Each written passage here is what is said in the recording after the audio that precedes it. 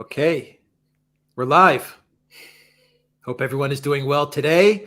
Thank you for joining us for another live stream. Everyone watching us on Odyssey, on Rockfin, Rumble, YouTube, and the Duran.locals.com. And we have with us Alexander Mercouris in London. And joining us this evening, my time, morning for him, a man who needs no introduction, but we will allow him to introduce himself. He is the great Robert Barnes, and he has the best locals community in the universe. Robert, how are you doing? Yeah, I'm the one lawyer who managed to avoid getting indicted in Georgia.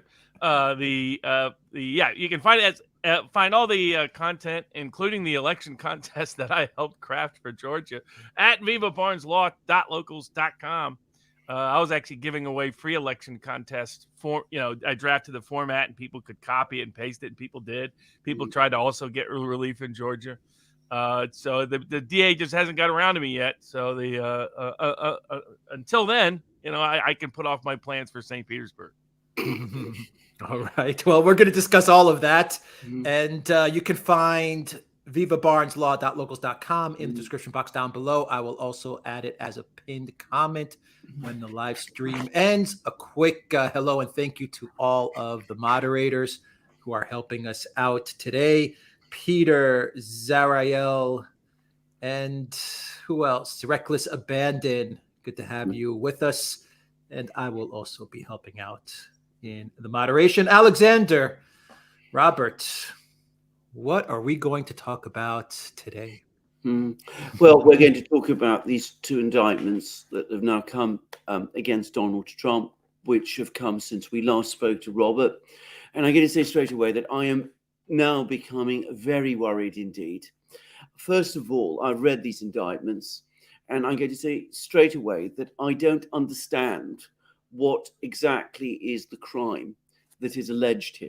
I know that there are, citations and references to various things, but I'm not exactly clear in my own mind what is supposed to have happened, which constitutes a crime such as justifies these indictments.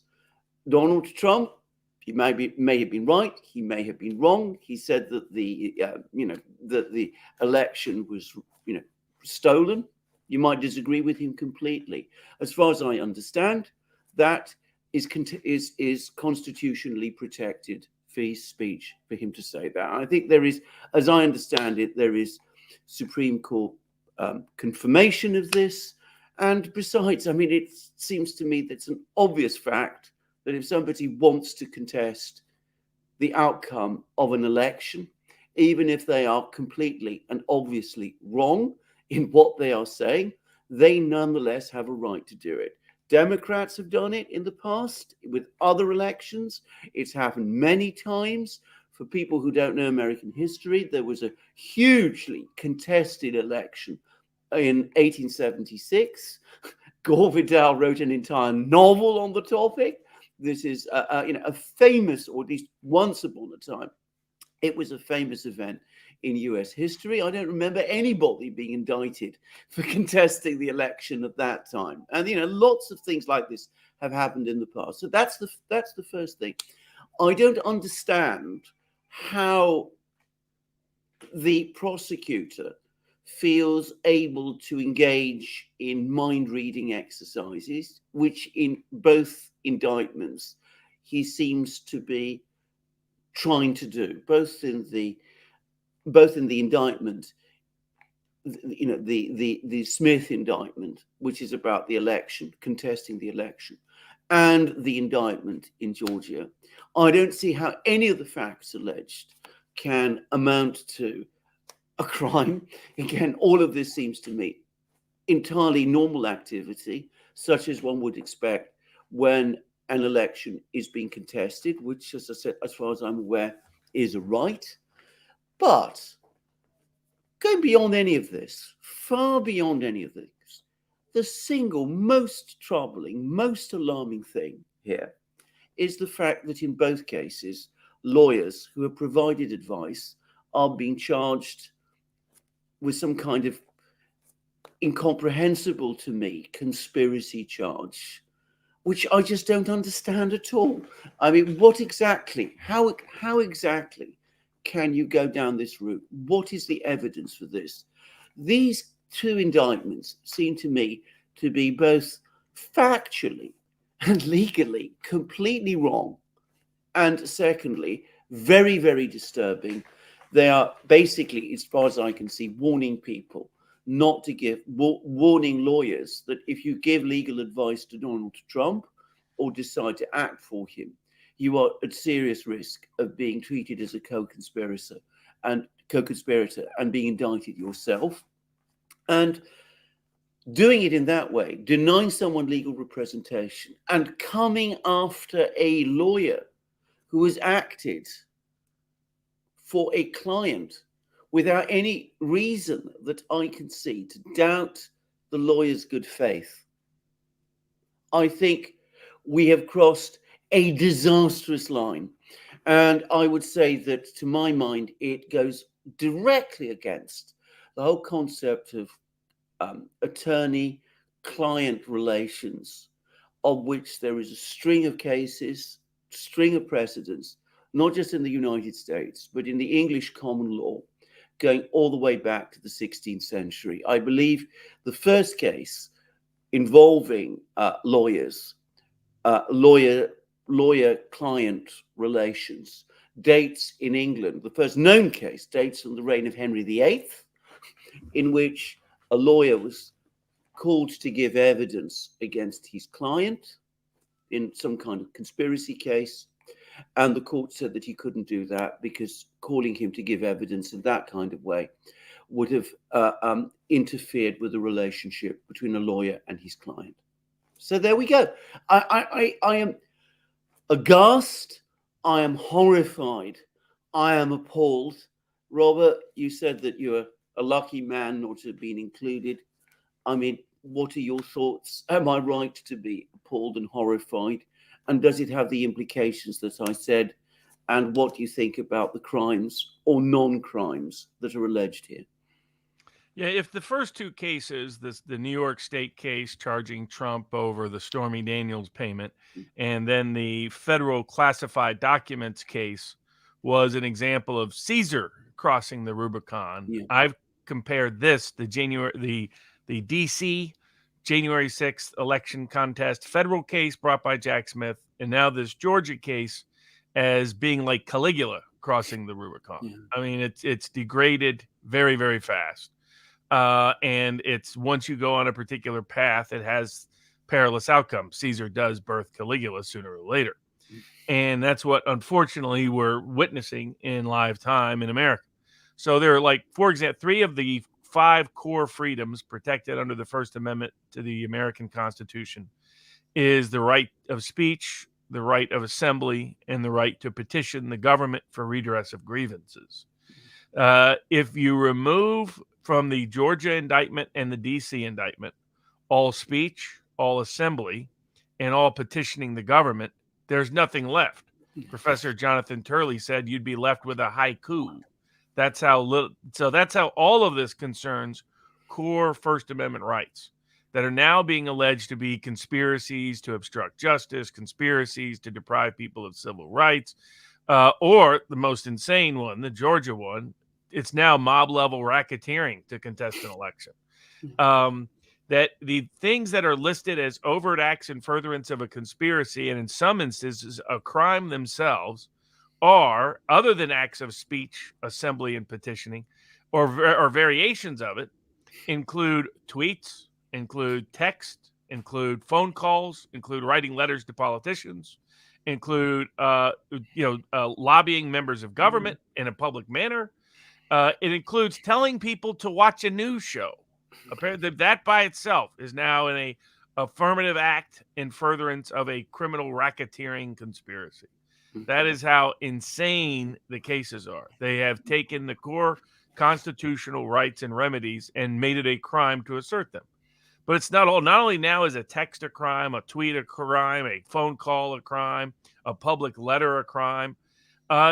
Being a lawyer, giving advice to your client is now a crime. Asking for that advice is now a crime. I mean, Meadows is charged with a crime for being the chief of staff, asking someone in the White House to write him a legal memo on what remedies are available. That was listed as an actual crime. Constitutional law professor Jonathan Eastman, who's indicted as part of this, is indicted for giving advice about the Constitution of the United States. The Rudy Giuliani is indicted for giving advice about election reform. Jenna Ellis, who doesn't even like Trump, is indicted for simply saying that the election could be contested or challenged. So it is the most insane indictment I've ever brought in the history of America. There's just no other way to put it. I mean, you can't find a historically analogous indictment. You can find smaller scale examples of politically motivated prosecutions. You can find problematic uses of sedition laws to go after people like Congressman Victor Berger and Eugene V. Debs during World War I, where both were indicted for sedition. Ultimately, Debs was convicted and sentenced to prison. Now, to those that think they can somehow exclude Trump from the ballot based on these indictments, like Newsom is suggesting and others, well, that was tested in 1920. Eugene V. Debs had not only been charged with a crime, he'd been charged with a federal crime, and not any federal crime, a sedition crime. And he'd also been convicted of that crime. He was in prison, yet he was on the ballot everywhere he wanted to be in 1920 for the presidency of the United States. Because the law has been clear consistently, you can't exclude someone from the ballot unless they admit they are not 35 years of age, they are not a natural-born citizen, or they have not been resident in the United States for 14 years consecutively. Otherwise, can't keep them off the ballot, period. Now, that doesn't mean we won't see it, test it, because they're trying to go that route too, where they're going to try to literally deny the American people the ability to choose their own president in a way that's never been done at any level of government in American history. So we're in completely unparalleled, unprecedented times. Now, and to give people, to your point, Alex, there's another history example of this, the right to petition, which originates from the United Kingdom, from England, from our British history. Go back to the 1600s. I forget, it's called the Nine Bishops case. I forget which one it is. But they were charged with seditious libel, and the court ultimately threw it out because they said you can't make petitioning the government a crime. And that's what they've done here. They've said that the president asking, literally, they actually put this in the quotes. The President Trump asked for whatever the legal remedy is to the Secretary of State of Georgia for the election issues. Whatever the legal remedy is now a crime. Asking a petitioning the government for redress of grievances is pretty much both the D.C. indictment and the Georgia indictment. Yeah. Asking the vice president to do something, asking Congress to do something, asking governors or secretaries of state or attorney generals or courts to do something. Instead, in fact, what's clear in the D.C. case is the prosecutors saying that basically the only thing you're allowed to do to contest an election is to go to the court system, to the judicial branch. You're not allowed to go to Congress now. That's a crime. You're not allowed to go to the American people. That's now a crime. You're not allowed to go to governors or state legislators or secretaries of state or vice presidents. That's all a crime. That's how utterly insane this is. What it proves to most Trump supporters, beyond any shadow of doubt, is that they know the 2020 election was stolen, was not a constitutionally conforming election, that an honest election would have produced President Trump. Otherwise, they wouldn't go to these great lengths to pretend something else happened in 2020. Because as you note, nobody before who's contested an election has ever been indicted. And to your other point about the broad American history in this respect, this goes all the way back. We had a first potential contested election in 1796. John Adams was deciding, I believe it was Vermont. There was two potential sets of electors, and basically they didn't follow procedural formality. And Alexander Hamilton wanted John Adams elected president, and in order to do so, he needed to rule in favor of one side of electors and not another side. And that's what he did. He exercised that power. Alexander Hamilton said he had that power. The same issue would come up again in 1800 in Georgia. They screwed up about how they submitted the electoral certifications. And if he honored that screw up, Thomas Jefferson wouldn't be allowed to make himself president while voting on who are the right electors from Georgia in 1800. Of course, old Thomas Jefferson voted for the ones that picked him. So make him help put him toward the presidency. and create the set of issues that led to that, the whole debate that then led to the 1812 amendments and so forth. But again, these are examples of from our very beginning, the idea of contested elections, the idea of contested electors in particular, the idea of a vice president deciding between contested electors goes all the way back to our founding. And then, as you note, 1876, of course, famously, this was an extended, broad debate of an election contest where the Great Compromise was given and his fraudulency. The first, Rutherford B. Hayes became president. Now we have his fraudulency, the second in the White House. But in between and after, there have been lots of election contests. Somebody has filed a complaint in Congress at some level. When I went back and looked, almost every other election since 1796, somebody was objecting to something about the election. And so, of course, 1824, they denied it to Andrew Jackson, quite famously, led him to go seek it and win it. 1828, and then, of course, major debate took place in 2000 with Al Gore. As Professor Alan Dershowitz has noted, under the theories of the D.C. and Georgia cases, Alan Dershowitz could be indicted, Al Gore could have been indicted, Lawrence Tribe could have been indicted, almost every Democrat could have been indicted. Supreme Court Justices Kavanaugh and Barrett could have been indicted because they were on the W side of that action, again, giving legal advice to try to change the election outcome for the benefit of their candidate because they thought their candidate honestly won. But some people would say they thought their candidate didn't honestly win and they didn't care. They were seeking it by dishonest means. So this is long written in our American history. We have never criminalized this at any level of government. We haven't, not the mayor, state legislature, city council, Congress, at no level has contesting an election ever been treated as a crime by anybody. The various tactics either recommended by lawyers or law professors or taken by Trump and his allies were those either taken in the past by Democrats and others through centuries of American history, or they were recommended by no less than people like Bill Kristol and others who war gamed the election contest in the summer of 2020, in which they were doing these things back and forth. There were law professors who wrote articles about all the strategies and tactics. These were lawyers who were law professors who were not involved in the case. This was in the fall of 2020, saying, here's how this could go. You could contest it here. You could contest it here. No, you will find no law review article anywhere that has ever, in the history of all of the legal academy, suggested contesting an election could be a crime. And you will find plenty say recommending every single legal strategy or tactic chosen in these cases. That's how utterly insane and beyond the pale these indictments are. So it shows the Democratic Party now has no limits whatsoever, no restraint whatsoever, no restraint. We talked about it, many months ago, that the scary thing happening here was we were seeing a complete lack of restraint. And it was showing up in all kinds of places, whether it was how the administration is dealing with Ukraine, how it's dealing with other policies domestically or internationally. It just showed a lack of sense of limits. They just didn't understand that the most historically analogous time period of corrupt, incompetent elites is the pre-World War I empires that led to the collapse of the Ottoman Empire, the collapse of the Austro-Hungarian Empire, the collapse of the Russian Empire, the collapse to a lesser degree, but still it was no longer what it used to be, the British Empire, which, it was the empire where the sun never set because they had so many feet in so many parts of the world around the globe. And, by a couple of decades later, they're a second-tier power and have never recovered. We have the same kind of incompetent, dangerous elites, and we're seeing it just on the ability to deny reality is extraordinary. But yet they are crossing Rubicons that can't be uncrossed. And the three big questions left are: will the American judicial system completely fail? During emergencies, they've failed. They failed during World War I. They failed during World War II. They failed during the COVID emergency. They failed initially during the Great Depression. They've stepped up at some other times, but they've more often failed than stepped up.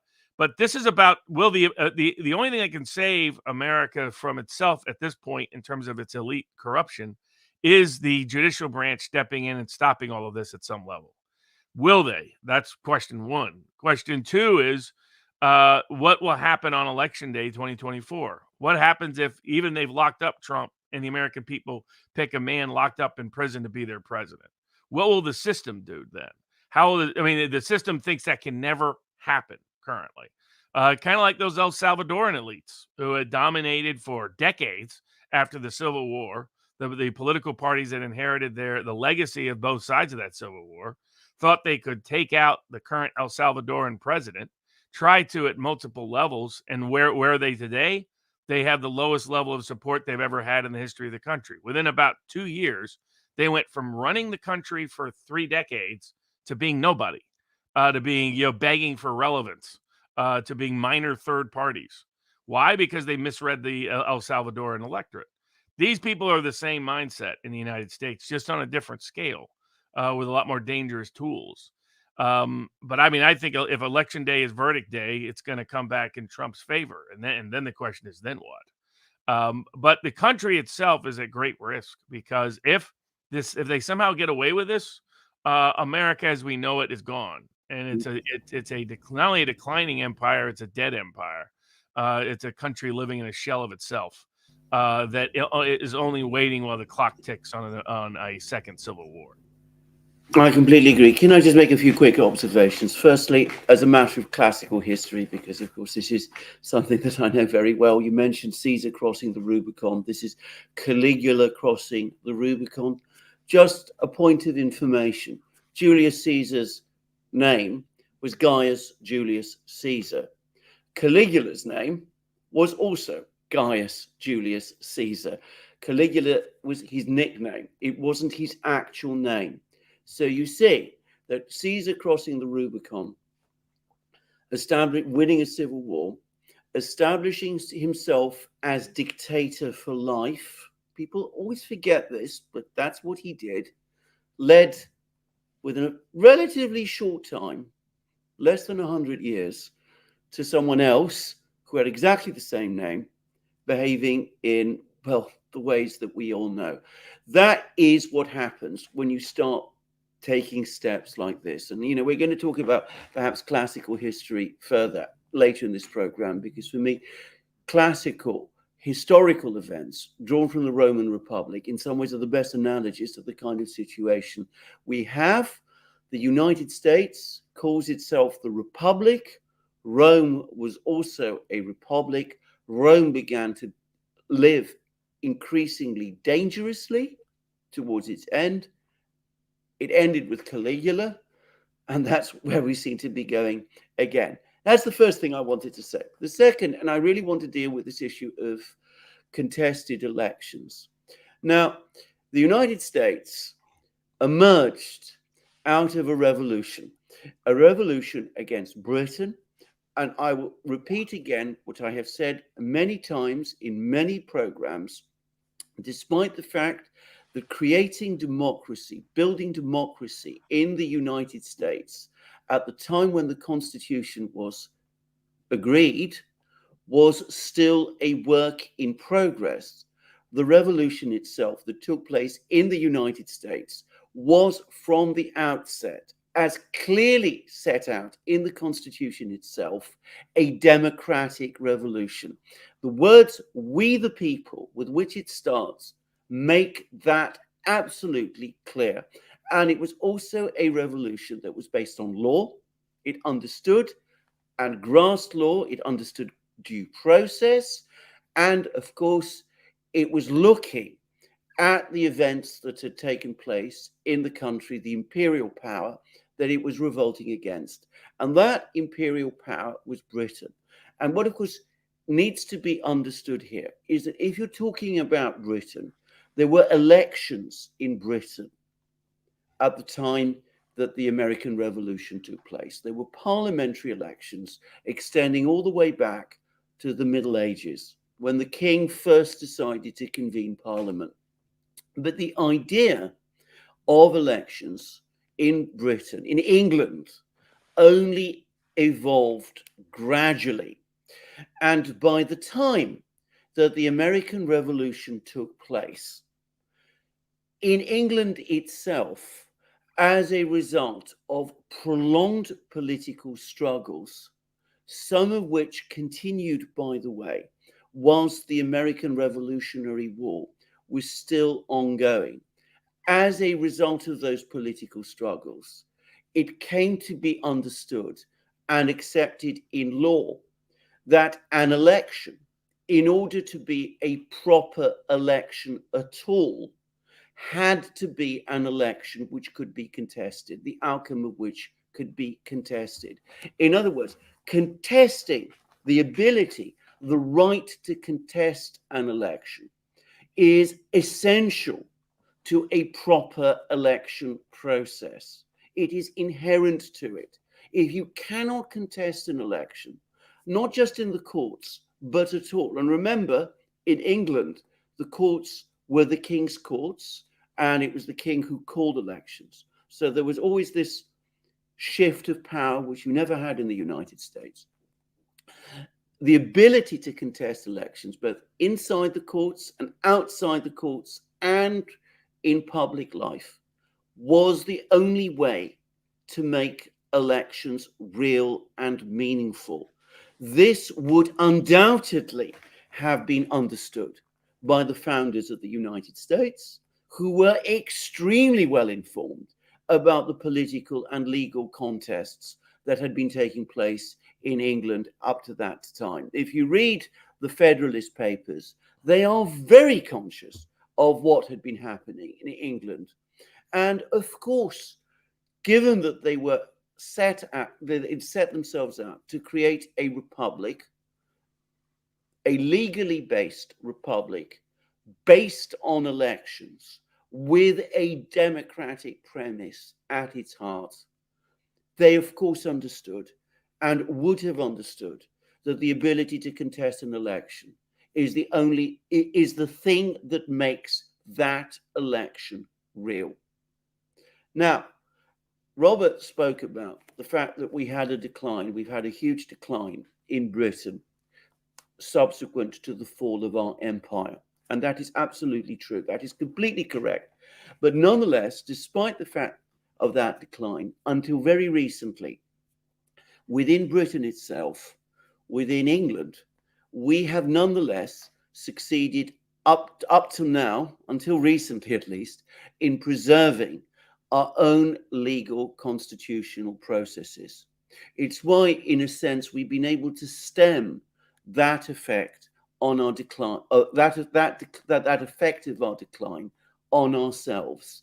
And the reason we were able to do that is because of the political struggles that took place up to the 18th century about things that had established the integrity of the election process in Britain. So, if the United States strips these safeguards away, if it becomes difficult or impossible or illegal or unconstitutional to contest elections in the United States will be regressing to a position before the one that England had reached in the 18th century. And as American power globally diminishes, which it will inevitably do, it will find itself in a far more vulnerable position than the one Britain found itself in when the empire began its decline. This is a critically dangerous moment. It is something that I would never have believed possible in the United States. It's not just a case that the government of the United States, that the president and his officials appear to be heedless of the Constitution and of America's own legal, constitutional, and democratic history. It is that they are oblivious to the lessons that a knowledge of British history also would have taught them. So I just wanted to make those points because they're very important. They're very clear. The United States is an incredibly dangerous place, something I could never have imagined. And I have still not aware in Britain of any case recently, at any time, which has attacked the relationship between lawyers and their clients, the ability of lawyers to advise and give and act for their clients in the way that these cases do. That, as I said, all the way back in the 16th century, in the reign of our most tyrannical monarch, Henry VIII, was understood in England as being an absolute foundation of an effective legal system based on due process. So I can't begin to say how dangerous this is. This is more like Jacobin law. It's the kind of thing you would have seen in, the Revolutionary Tribunal that Robespierre and the Committee for Public Safety set up in France in the 1790s. It's not that far from Wyszynski type law in the Soviet Union in the 1920s and 1930s. This is something that is not law at all. It is anti-law. And in a condition of anti-law, you cannot have a democratic republic. Oh, exactly. And to give some people some context out there, because there's been so little accurate information about the 2020 election, there was more grounds for Trump to contest that election than any election other than 1876 in American political history. I know about what issues were in Georgia because I was there on the ground. About 90% of the election contest President Trump filed there, I was part of drafting, crafting, researching, locating, developing. And that election, Trump only filed one election contest. One of the media narratives out there is, oh, there were 60 lawsuits and they were all dismissed and they're all found to have no merit. What the media doesn't say is that there was actually only one election contest filed by President Trump in the entire country. It was filed in Georgia. By law, the court had to hear the case within 10 days, had to schedule it within 5 days. They never did. The same Fulton County Superior Court system in control over this criminal indictment, though it's currently in federal court for reasons we'll get into, is the same courthouse that flagrantly violated its own oaths and its own law to make sure that Trump's election contest never saw the light of day. And they went up to the Georgia Court of Appeals, Georgia Supreme Court. They played games. They said, go to the other court. No, go over here. No, go back over here. No, go back over here. All of that nonsense. So he never got a hearing. And so after January 6th, it was dismissed because it was moot by that point. And so in fact, the only real election contest President Trump ever brought was never heard on the merits by anybody, anywhere, any place, anytime. The nature of the allegations in that complaint were verified. And for those who don't know what that means, a verified petition under Georgia law means the lawyer and the people signing it are swearing under penalty of perjury that it is true. Of note, and it was attached with 425 pages of sworn affidavits from detailed data documents, survey evidence, identification evidence, and personal testimony. Of note, because I was curious with the indictment where they would go, there is no, if any of those people told one lie, then they would have been, you can guarantee, indicted for perjury as part of that indictment. The Georgia indictment doesn't say boo about the election contest. It doesn't allege that a single person made a single false statement or a single false allegation in that entire election contest. It pretends that election contest, like the media, like even Elon Musk's ex, who did compliment you guys for your excellent work recently, his community notes people didn't even know the Georgia election contest existed because they challenged me challenging Governor Kemp, who was lying about what took place in Georgia. Because they don't know, because so many people don't know. It all got swept out in the Dominion and German servers and Venezuelan software. And, the deep state planted evidence within the Flynn camp to get to Sidney Powell, to sucker her. Dominion was one big fat red herring. I hate machines running elections, just to be clear. I don't know why we can't do it. I remember watching Brexit Live. I was betting on Brexit Live when they were taking the ballots out and they took the box out and everybody's watching and they're counting the ballots. I was like, why can't we have paper ballots? Why can't we have basic voter identification? Why can't we just have one election day rather than months and months of election days? The Constitution says election day. It doesn't say election days, weeks, months, years. But in the United States, we don't have meaningful voter identification most places. People can vote from, months in advance. People can vote by mail as well as in person. So all of the voter protections that exist in many other countries in the world that we actually demand those countries have. I mean, Russia's elections for Putin were far cleaner than the American 2020 election was. There's no comparison whatsoever. There was broader ballot access. More people made the presidential ballot in Russia than made it in the United States. Same in Iran, by the way. Now Iran kept out some other people, but that's another story for another day.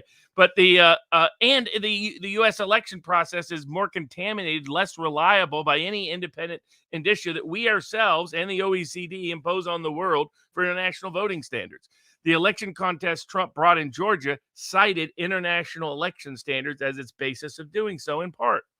And what were the issues? Well, one, who voted? So in America, the U.S. Constitution says the legislature sets the rules by which the president is elected. It happens through the Electoral College, which a lot of people get confused at. Because if you're not familiar with American law, you're like, well, you're really not voting for the president. You're actually voting for electors who can then vote for the president. But it's relevant here because in 2016, the media, celebrities, and the Democratic Party conspired to get electors to vote against who the people told them to vote for, which apparently now is one big massive crime. So, waiting on Hillary to get indicted. To the locals question, but you'll be waiting a while, as we'll be getting into with what's been happening in the Hunter Biden case here in a bit. But the issues, for those that don't know what happened in Georgia, people who are not qualified to vote under the rules set by the state legislature, which are the constitutional rules under the U.S. Constitution, including people who are too young, people who were not registered at their residence under Georgia. You could only vote if you were registered at your habitation. So you couldn't be registered at a parking lot. You couldn't be registered at a post office box. You couldn't change your registration between counties, least of all between states, before you voted, unless you did so at least 30 days before the election day. So you had to vote from you had to be registered at your residence in order to vote. You couldn't be you couldn't be felons who had not yet served your sentence. You could not have voted in another state. And you could not live in another state, be a legal resident of another state. Well, in those 5 categories, there are over 100,000 people whose ballots they counted who were one of those categories, including more than 10,000 who fit my favorite category, people who had died before they voted. We had not only live witnesses, people said, my dad died 4 days before they say he voted. He didn't vote. We had the obituaries printed in the newspaper from 3 days before. That was probably what triggered them to think, hey, we got another one. I think they used obituaries to say, let's send in a mail-in vote for George. He just died 3 days ago, and make sure he votes the right way. Always reminds me of the Chicago joke where they're out organizing voter registration drive. And finally, this young kid looks to the old man. And he says, do we have to keep doing this? And as the old man looks around and says, would you here deny any of these good people the right to vote as they stand in the middle of a cemetery? That's the way that voting went. So we had documentary proof of it. The second issue was whether people cast a ballot in a constitutionally permissible way. In other words, according to the rules set by the state legislature. Well, for a mail-in ballot to count in Georgia, your signature had to match your signature on your voter registration card. We had evidence that more than 100,000 votes were cast whose signatures didn't match. And in some of these cases, it was egregious. It was people whose signatures were like a flat line. I mean, people who suddenly decided to print rather than cursive. This was not, they outsourced the fraud. So it wasn't going to be the most sophisticated set of criminals. Like the people they caught in Muskegon, Michigan. I knew about that on January 6th, that Barr had covered that up. People who were doing fake voter registrations in order to be able to send in fake ballots. It was actually a DA, one of the U.S. attorneys involved who quashed the case was up to become a federal judge, and Barr was wanting to protect him and thus covered everything up at the time. Barr himself has been lying to the world now for years about what he knew and didn't know about the 2020 election. And so, but the method by which people voted was all you have to show legally, you don't show fraud in America. You just have to show there are more ballots in dispute than the margin of victory. You don't have to prove who they would have voted for. You don't have to prove any of that. The remedy is not that Trump is declared winner. The remedy is you do another election. Mm-hmm. And this was the remedy requested in Georgia because the argument was, look, you're holding another election on January 6th anyway. Mm-hmm. You're doing an election for the Senate runoff. Just add a presidential runoff because there's disputes about what happened. But then the third category also counts, which is whether ballots were counted or canvassed correctly. And here there were 3 sets of issues. One was the Secretary of State had unsolicited, and again in violation of state law, mass mailed ballots all across the state of Georgia. Just there are people who got 3 ballots, 4 ballots, 5 ballots. I mean, it was ridiculous. He did this. He's Ratburger, as I like to call the Secretary of State there, who, by the way, his key assistant, who was telling everybody there was no fraud, it turned out somebody was illegally voting from that guy's own house. That's how bad it was. He didn't even know it. I mean, somebody was voting who didn't live there, and he had no idea, but he was listed as living in his house, a house he'd lived in for years. So but the first part was ballots were sent out that were not supposed to be. They were in violation of state law. None of those ballots should be counted if they came back under the way the law worked. Second problem was when you canvass the ballots is when in America, what happens is you get those absentee ballots and you're supposed to have a party observer present. We've imposed this, by the way, on the whole rest of the world. When the rest of the world it deviates in the tiniest little bit, we scream illegal election, invalid, election fraud. Whether it's Africa, Asia, Latin America, Russia, you name it. Every U.S. election has been worse than every Russian election with Putin, just by any by the West's own legal standards. Because the Russian elections actually had independent third-party observers there at key points throughout the entire election process. That did not happen in Georgia. Party observers are supposed to be there during the canvassing, which is when you get the mail-in ballot, the ballot's inside the envelope.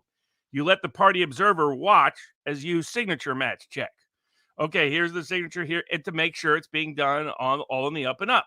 Because once you separate that ballot from the envelope, you can never trace the two back to one another ever again. Well, that didn't happen. Then the counting of the ballots is supposed to be also party observed, and this is where the famous water leak case took place. So in Fulton County, they decided to take all the ballots, and rather than count them at the local precincts, remember Brexit, right? Everybody, they're counting them in all those little different places. In Fulton County, they decided to do it all at one place, which was always a problem because then you have a chain of custody issue. And especially with machines, you can just print as many ballots as you want. The way it typically works in America is election commission will order just a limited number of ballots, enough to be spoiled and count, and numbered, so you have a clean chain of custody, right? You can't have some bogus ballots coming in the process. When you got machines that can just print however many ballots you want, which is the way the Dominion machines worked in Georgia, then you can just replace, right? How do you know that the ballot that I put in the box is the ballot that ends up in that box that ends up counting? So one way is to protect chain of custody. That's why it's so critical in any form of evidence, civil or criminal. The chain of custody was completely broken at multiple stages by having machines involved, number one. Two, by how they managed the machines and how ballots were printed for them. We had whistleblowers that said they were just printing all kinds of ballots and God knows what happened to them and where they ended up and where they got shipped out for other ballots. And then having one location. But even there, they said, hey, this is for convenience. All of a sudden, late at night, after Trump is up so much in Georgia that the New York Times' own Nate Cohn says there's not enough room for Biden to come back. He has that little, whatever you call it, little thermometer, if you will, that basically had Trump almost no chance he could lose Georgia. Because Georgia was publicly reporting there were too few ballots left for Biden to even catch up. That's when all of a sudden, like it's happened in other states, they stopped counting in Georgia. And in Georgia, the excuse was there had been a pipe burst at the Fulton County facility, and they had to clean up the water. So everybody had to go home. They told all the party observers, go home, don't worry about it. Within an hour, nobody's ever able to find this pipe burst, number one. The Zero Hedge made the joke that when the indictment was leaked by an undisclosed pipe burst, when the Georgia indictment illegally, because it was so bad, the clerk printed the indictment before the grand jury had even heard the indictment in Georgia. For those that don't know, they're still running circles around how that happened.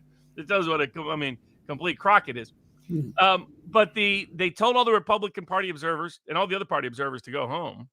And an hour after they were gone is when the videotape later was discovered, where they were pulling out ballots out of buckets and started counting with nobody watching. By law in Georgia, all those ballots are supposed to not count. It doesn't matter if it was fraud, not fraud. It's a prophylactic rule to deter this kind of illegal behavior. All of those issues by themselves had more than the 12 to 13,000 vote margin that the state had declared in favor of Biden, by a ratio of, in many cases, 10-fold or 20-fold. So this is why had his election contest been heard, Trump would have won it, and they would have said Trump won Georgia. That's why even the court system and the defendants knew about it, and the governor knew about it. That's why they never allowed any hearing or trial on the merits. And yet now there's an indictment alleging every allegation against him that was actually proven in that election contest by what he produced as evidence and the failure of the other side to meaningfully respond or hold a hearing or trial. So he can, as a trial matter, this case does put on trial the 2020 election. Yeah. And he could theoretically, and any of the other defendants, show that in fact he won the election as a defense, and that he at least believed he won the election as a co-equal defense. Both defenses, because the allegations are fraud. Same with the DC indictment, but to a lesser degree than the Georgia indictment. Though I don't think that's necessarily the path he would prefer to take. He would prefer to have these indictments dismissed or stayed pending the election, because right now, to give you an idea for the schedule, he's scheduled to go to trial in January on another bogus defamation case by a loony judge there. Scheduled to go to trial in January also on the DC election fraud case that is expected to go several months. Then he's supposed to go to trial in March in New York on the Stormy Daniels case, and go to trial also in March on the Georgia case, and then come back and do the May trial on the Florida classified documents case. They're scheduling it just coincidentally so that it takes up his entire election season. And right now, the indictments contradict one another. It's clear that while there's no factual grounds for the indictment, any of these indictments, no legal grounds for any of these indictments, very dangerous constitutional grounds that these indictments even exist. It's clear that what they think is that if they get a conviction anywhere, that will be enough to convince the American voters to abandon Trump. They even have bogus polls on these grounds. That's their big gamble, is that they can criminalize the process. I mean, even Pakistan with Imran Khan hasn't gone as far as they're going with Trump. I mean, Blinken was so unaware. He talked about Navalny again. Navalny, who's like the Lyndon LaRouche of Russia, never a meaningful competitor. But one day after Trump gets indicted by the Biden administration again, Blinken's saying how ridiculous it is that any country would try to lock up a political opponent. It's like, I mean, the lack of self-awareness is just unbelievable. It's off the charts. But this is what happens. I always say I don't mind dumb people and I don't mind criminals, but when you put the two together, that's when you got a problem. And that's what we have in the Biden administration. Absolutely. Just a few quick points, and then I think we're going to come to the case itself, because I just like to sort of understand a few things. But the first thing I would say is that I remember the 2000 election, Bush versus Gore. And I remember lots of the people at that time who were on the Democratic side making exactly the same points that you, Robert, have just made about the widespread corruption in the conduct of elections in the United States. I mean, exactly the same people. They were saying, the Florida system is corrupt, and the corruption in the Florida system is generic right across the United States. The United States doesn't conduct elections properly. Now, those same people are turning around and telling us, well, you mustn't contest elections in the United States because elections in the United States are absolutely and completely perfect. Now, can I just say, when we were observing events before the election, Alex and I did programs, and we said at the time that this massive introduction of mail-in ballots on this colossal, unprecedented scale, whatever you think about mail-in ballots, whether you think that they're the perfect way to conduct an election, to introduce them in the kind of way that they were being introduced, with minimal discussion, with one of the parties to the election obviously not involved and frankly unhappy about this, with no real safeguards about the way in which it was done, that all but guaranteed that the election result was going to be contested. It was clear to me, as the snow is white, that was what was going to happen. And of course, you don't have to go much further than that. You can easily find good reasons to see why there were all of those problems which you've described in the Georgia election. I remember the water leak, for example. I remember it at the time. Again, before we knew more about what had happened. I mean, the very fact, everything stopped at the moment when Trump appeared to win, because there was suddenly a water leak in the one county which hadn't yet apparently declared a result, that was struggling to do so. Well, that was already going to create problems. All of those problems were there. They were visible. And to say that simply to bring up all of this, to contest it, to argue about it, to query it, to say that all of these things, that there might be problems, is a crime. I mean, that astonishes me. That absolutely appalls me. I think that is completely wrong, and it is disastrously wrong. Now, let's come to the trial, the case against Donald Trump, the one that's been brought against him in Georgia. You said that he might, in theory, have a right to bring up all of this material in the court. Is that really what's going to happen? Will the court be able to object to that? Because you said that the court previously refused to entertain the case. Can they hide behind that decision? Can they say that since we refused to consider the case before, we don't have to look at it this time, and that this entire case is therefore going to be argued based purely on the factual basis that the prosecution has outlined and on the interpretations of the law that the indictments set out, which, by the way, are wrong anyway. But I mean, would it be in theory possible? I mean, can the court actually refuse if Donald Trump and his legal team bring out all these issues? Would it be possible for the court to simply refuse to hear it, just as they did before? Because I have to say, I'm now so concerned that I ask myself, is anything possible? Is anything possible in the United States legal system anymore? Well, I think, I would separate that out into two areas. One is what the law calls for, and then the second is what the courts are going to actually do. So on the law side, because the criminal prosecution in the Georgia case specifically claims that it was a false claim to say there was anything wrong with the Georgia election at all, and that they knew it was false, they've made both of those elements of the offense. So the prosecutor has to convince the jury beyond a reasonable doubt with admissible evidence that the Georgia election had nothing wrong with it at all, that Trump had any grounds to complain about, and that when Trump complained about it, he knew he had no grounds, and he knew he was that Biden won, and that he was lying. Because of that requirement, any evidence that goes to whether there was any problem with the Georgia election, and any evidence Trump was aware of at the time that goes to his state of mind, is admissible. And as a matter of defense, it's essential to their defense, and excluding it would be per se reversible error. So legally, you couldn't have a more compelling grounds to introduce evidence in his favor than the Georgia case. The DC case has some of that. It just doesn't go as far as the Georgia case does. The Georgia case says there's nothing wrong with anything. Not only that, it says nothing wrong with Georgia, it says nothing wrong in Pennsylvania, because it alleges that Mark Meadows doing things in Pennsylvania was a RICO conspiracy.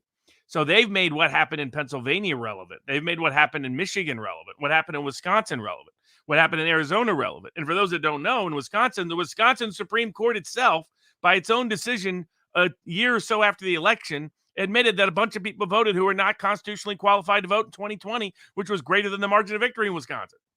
So there's a lack of, I think that people brought the indictment have actually convinced themselves of a lot of the lies, because Jack Smith was at least a little more careful. He didn't go places that were obviously embarrassing to the government and pro-Trump. He went to some places, but not as bad as what the Georgia case did. The Georgia case sits there and listens to Rachel Maddow and thinks it's the deity of truth. And so they really think there was never any factual grounds of any kind. My guess is 2/3 of the prosecutors involved in the Georgia case never even read the election contest. There's that lack of awareness that's kind of shocking. I mean, again, it's so sloppy that they're printing up indictments before they even give them to the grand jury and release them to the public. So, but the question of what a court would do now in Fulton County Superior Court, they couldn't use the fact that they screwed him on the prior election contest because there was no hearing or trial. There's no collateral estoppel or res judicata. Also, it's a different legal standard anyway, so none of the cases could have any impact on Trump, even if they try to somehow extrapolate from them, other than to argue subjective knowledge. But none of those cases ever said he was factually false. So, I mean, that's the other problem. You know, those other cases were brought by other people, not by Trump. So there'd be that problem. The second problem is that they didn't actually say the things a lot of people think those court decisions said. Almost all of them had a procedural trick for why you couldn't get to the facts. Almost every single time. And so so they don't have the precedent bearing. And then for those people out there in America, that's called res judicata and collateral estoppel. For any prior decision to stop you from arguing it again, you have to have been a party, or someone has to have been a party with the same interest as you, but usually you have to be a party, and set first, and second has to have the same legal standard. So the reason why no case can have any bearing on Trump as a matter of law is because all those cases were preponderance of the evidence cases, whereas a criminal case is beyond a reasonable doubt. So none of those cases had the same evidentiary standard, so no res judicata or collateral estoppel can apply from any civil case to a criminal case under these circumstances. Now, what the court's going to do, the judge is a Republican appointee. The way state courts work in Georgia, the governor appoints them. So it's a little bit unusual. A lot of times they're elected by the local community. Not in Georgia. Though he's a very young judge. This is like his, I think, first ever significant case of any kind. He's in his 30s. Now, the Georgia political machine, I always say particularly the American South, but across the country, you have two wings of the Republican Party. The Bushite wing of the party represents the old country club, corporate, military defense industry, contractor, the sort of institutional wing. I call it in the South, the plantation wing of the Republican Party. A lot of them literally come from that kind of aristocracy. They live in places like Buckhead in Atlanta and places like that. And then the big, huge homes in the affluent suburbs. Now the voter base in Georgia are working class voters, overwhelmingly. And so the question is who this judge is. Why was he picked? Kemp is mostly a coward, but he secretly wanted to become president. As soon as I got down there in 2020, Doug Collins, the congressman from Georgia, told me, don't rely on Kemp. He's a complete coward. He used some other words that relate to things that Donald Trump apparently likes to grab upon occasion. But Collins is from North Georgia, so not a surprise. I think it was North. Maybe he's from South Georgia, actually. But either way, blue collar country. And it was also his people who cut the sweetheart deal with Dominion that gave him a huge check where they promised to print all the ballots. They said, hey, this is great. The whole world will see how transparent our system is. We'll get to publish all the ballots. They never did from 2020. Never published the ballots, by the way. Never. There's been no independent third-party signature match check ever. The Secretary of State had a couple of his own buddies do it. And because Mark Meadows asked to look for it, and he was denied it, it's now part of the indictment. The indictment is Mark Meadows asked to see if the signatures match. Crime. That's how nuts this indictment is. And those are things, by the way, Barack Obama used signature match checks to get elected to the state legislature in Illinois and then get his first political office. He got all of his opponents kicked off the ballot by pointing out there not enough of their signatures matched on their petition to get on the ballot. Jimmy Carter used it early in his political career. So, Democrats are really well aware of this sort of thing. But so which way the Georgia Court of Appeals is kind of mixed. The Georgia Supreme Court is more conservative leaning. So on paper, they're better than the New York courts are for the New York state case that Trump has, where they're so overtly and openly politically prejudiced against Trump and have given him no remedy or relief in any case of any kind to date. So that's category one. Now, what happens if it's in federal court? Right now, the case has been removed by Mark Meadows to federal court because a state court proceeding that indicts an official for something they did while a federal official, you can remove to federal court. And Trump did the same thing in the New York case. It's up on appeal before the Second Circuit. The district court denied removal, but that can go all the way up to the U.S. Supreme Court. Same in Georgia. The judge assigned to it, once again, kind of magically how all this is working, but got a liberal Obama Democratic appointee is presiding over it. So we'll see. I mean, the logic of the law is clear that there's what's called supremacy clause immunity, that if you indict someone for something they did while a federal employee, the indictment has to be dismissed unless you can show that what they did had no nexus whatsoever to their government employment. They really can't show that for Trump, Meadows, or Jeffrey Clark, former Justice Department official, also indicted for just doing his job at the Justice Department and asking questions about the election. So that's a procedural remedy, and that's a different court system. Then you have the 11th Circuit, which leans conservative, and of course the Supreme Court that leans conservative. In D.C., the D.C. judge, district court judge, is you guys might know her, or you'll not know her, but know her grandparent and uncle.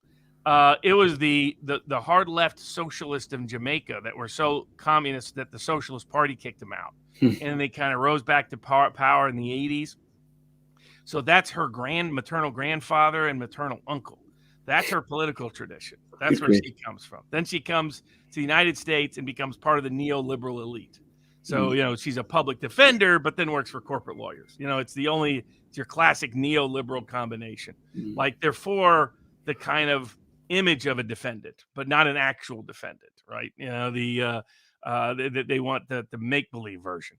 But they like their wealth and prestige well. She's been completely nuts in all the January 6th cases. She's already said she thought Trump belongs in prison before this indictment ever came about. And she's the one presiding over the Trump trial. So he'll get no relief whatsoever from her. She'll try to railroad the case. She'll try to deny him the ability to present evidence showing that what he believed and showing why he believed it and showing the objective evidence in support of it. That's where you'll get the worst evidentiary rulings. That will all be legal error. D.C. Circuit Court of Appeals is equally bad. It's occasionally made good rulings, but most of the time bad rulings. It's the court that screwed over Flynn on ludicrous grounds. So my view is that the only court system that can salvage these cases collectively, or is even likely to individually, is the Supreme Court of the United States. And the big question is the Supreme Court going to allow America to go down a sinkhole? Are they going to allow America to become the laughing stock of the world? The powers that be don't understand this, right? The Democratic judges, the Democratic politicians, they don't get it. That's how you can have Blinken saying right after Biden tries to put Trump in prison, how horrible it is that presidents indict their political opponents. Without and doing it for Navalny of all people. I think there's like 6 fake documentaries on Navalny now in the United States. There's one on Netflix, one on Amazon Prime. This guy has been a cheap criminal fraudster. Obviously, they haven't read a lot of the stuff Navalny's actually said over the years. They might be a little shocked. Let's just say they didn't fit certain woke values. See what he has to think about Ukraine. I mean, he's way far right. Yeah. Oh, completely. And he's a hardcore racist at different times. There's no way of getting around it. I mean, the guy's clearly a grifter, fraudster, a hustler. Was involved in one fraud to the next fraud to the next fraud, pretend investigative journalist 1 minute, then I'm going to expose you unless you write me a check the next minute. At least he knew how the grift was done and came over to the U.S. and got deep state tied. And leave it to us to get. We pick the worst people around the globe. It's like you can't have a competence level to just at least pick somebody who's not going to become Darth Vader. It's like one after the other of these people. It's like. You're going to help run Niger. So you pick the Arab guy that's got like no political protection in the entire country that represents 1% of the population. So that when he goes south, there's nobody there to defend him. There's no tribal alliance or allegiances to the guy, but that's what we do. But Navalny was just the bottom of the barrel and they had to scrape it. So, but that's the U.S. Supreme Court has got to step in. And I've said all along, it's kind of like the Alex Jones civil cases. They think they're going to do what they did to Jones. They think that we're going to put on show trials in front of jokes of judges, in front of lynching juries, and America's going to be just fine with it. And they're all going to agree. I mean, that's how delusional they are. The degree of dislocation, like what you saw in the politics of Ukraine, where you had a year ago, Kissinger saying, maybe it's time to find an exit ramp. This isn't exactly going as planned. It's not like he's the moral guardian of the world. He's just doing it for pragmatic reasons. These people are that disconnected like they are now. It's the same mindset that says, next week, Putin falls. Next week, Russia collapses. Next week, the counteroffensive works, and we're marching on to Kherson and taking back Crimea. And maybe we'll go it all the way to Moscow while we're at it. I mean, it's that delusional degree of mindset. I mean, at least Hitler and Napoleon had some understanding of what they're up against. These people don't. And so that's the scary and terrifying thing when you combine delusion and corruption and being really dumb. You've got a very dangerous, perilous combination for the world. And I pray the Supreme Court of the United States will step in. Now, legally, the way they can is all they need is any appeal to come up to them. An appeal can come up to them if all the different motions that could be brought in all these cases they can bring a motion to stay on the grounds that, look, the First Amendment to the U.S. Constitution and the rest of the Constitution assures that we have an impartial presidential election that is not adversely impacted by one political party indicting the other political party lead candidate during the election. If these indictments are so great, well, they can be addressed after the election. They don't need to interfere with the election itself. So you could bring a motion to stay. All of these cases, that's something that you could take all the way to the Supreme Court of the United States if you don't get the relief you want. You could bring a motion to remove, as has already happened in New York, as is already happening in Georgia. That can also go all the way up to the Supreme Court of the United States. You can bring motions to dismiss on grounds of it violates the impeachment clause, because the impeachment clause assumes that's the exclusive method to indicting a president of the United States or a former president, or here that it's double jeopardy because he was acquitted of the impeachment charges related to the D.C. and Georgia cases. You could bring a motion to dismiss on the supremacy clause grounds, and Mark Meadows already has, because if any local prosecutor can just indict any federal politician or official now, then all of a sudden the entire federal government operates at the whim of any local prosecutor anywhere in the country. You no longer have a functioning government. So it's on those grounds that you could dismiss the state charges in both New York and in Georgia. You could bring motions to dismiss on First Amendment grounds because it's selective prosecution, because it's discriminatory targeting, it's retaliatory prosecution because it's an exercise of speech. And the timing gives that away. If it's not retaliatory, why wasn't it brought 3 years ago? Why is it only brought after Trump declares he's going to run? Why is it only brought on the eve of the election? Why is it brought so that it's time so that there's trial and indictment or trial and potential conviction in prison during the election? Then you've got selective prosecution on my grounds. We should interpret the First Amendment to the U.S. Constitution to prohibit one party from indicting the leading opponent of the other party. It's just good policy. But let's interpret the First Amendment to have that meaningful enforcement remedy available to it. It's a violation of the Fourth Amendment because of a range of the searches and seizures, both as what you were talking about, Alex. The invasion of the attorney-client privilege has Fourth Amendment implications because of a right to privacy, right to be secure, as the Fourth Amendment talks about it in your papers and your person. Fifth Amendment rights of due process, and issues of the grand jury under the Fifth and Sixth Amendments, and right to your counsel, because that's been invaded. You can't invade it more than what they've done than Jack Smith has done in both the classified documents case and the January 6th case, nor could you do it any greater than the New York people did it, because they relied upon communications between he and Cohen and other lawyers. And of course, the most egregious, because I mean, they are, as you noted, one of the great dangers here is they are killing the attorney-client relationship. They are killing the confidentiality and privilege that relationship is predicated and premised upon, and whose efficacy of advocacy is dependent upon, by actually indicting the lawyers themselves, not just breaching attorney-client privilege. That implicates Fourth, Fifth, and Sixth Amendment issues. So he's got a wide range of unique constitutional claims that have never had to be brought before, but are present here. And the U.S. Supreme Court could get involved in any of them. And I pray they do. And I think the reason why I'm still betting that the Supreme Court, that it's more likely the Supreme Court gets involved than President Trump is imprisoned during the election, if you were to compare those two. The reason why I think so is because the Supreme Court stays out of cases when they can avoid them. They stay out of cases out of their instinct for cowardice when it requires standing up for outsiders and underdogs, with one exception. They don't like to be implicated in any kind of perceived corruption. The difference between this case and the 2020 election case is the courts are implicated here. And the only question is, does the Supreme Court extricate the courts from this process of being complicit in killing an American election and killing America's constitutional way of life? Or do they allow the country to burn and fail because they're asleep at the wheel?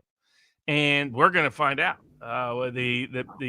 I'm still betting better chance the Supreme Court gets involved than not, just because of how dangerous this is, and how dark this is, and how it's being perceived around the globe. That, I mean, a lot of the civil rights was because the Supreme Court didn't like the fact that the Soviet Union was making fun of the United States around the world based on its treatment of Black Americans.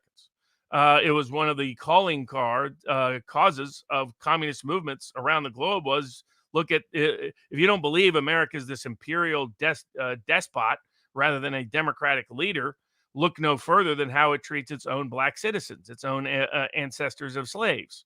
And that, I think, had a lot to do with why the Supreme Court suddenly stepped in and put the old 13th, 14th Amendment, 15th Amendment into force, but they didn't do it until a century after those amendments were passed.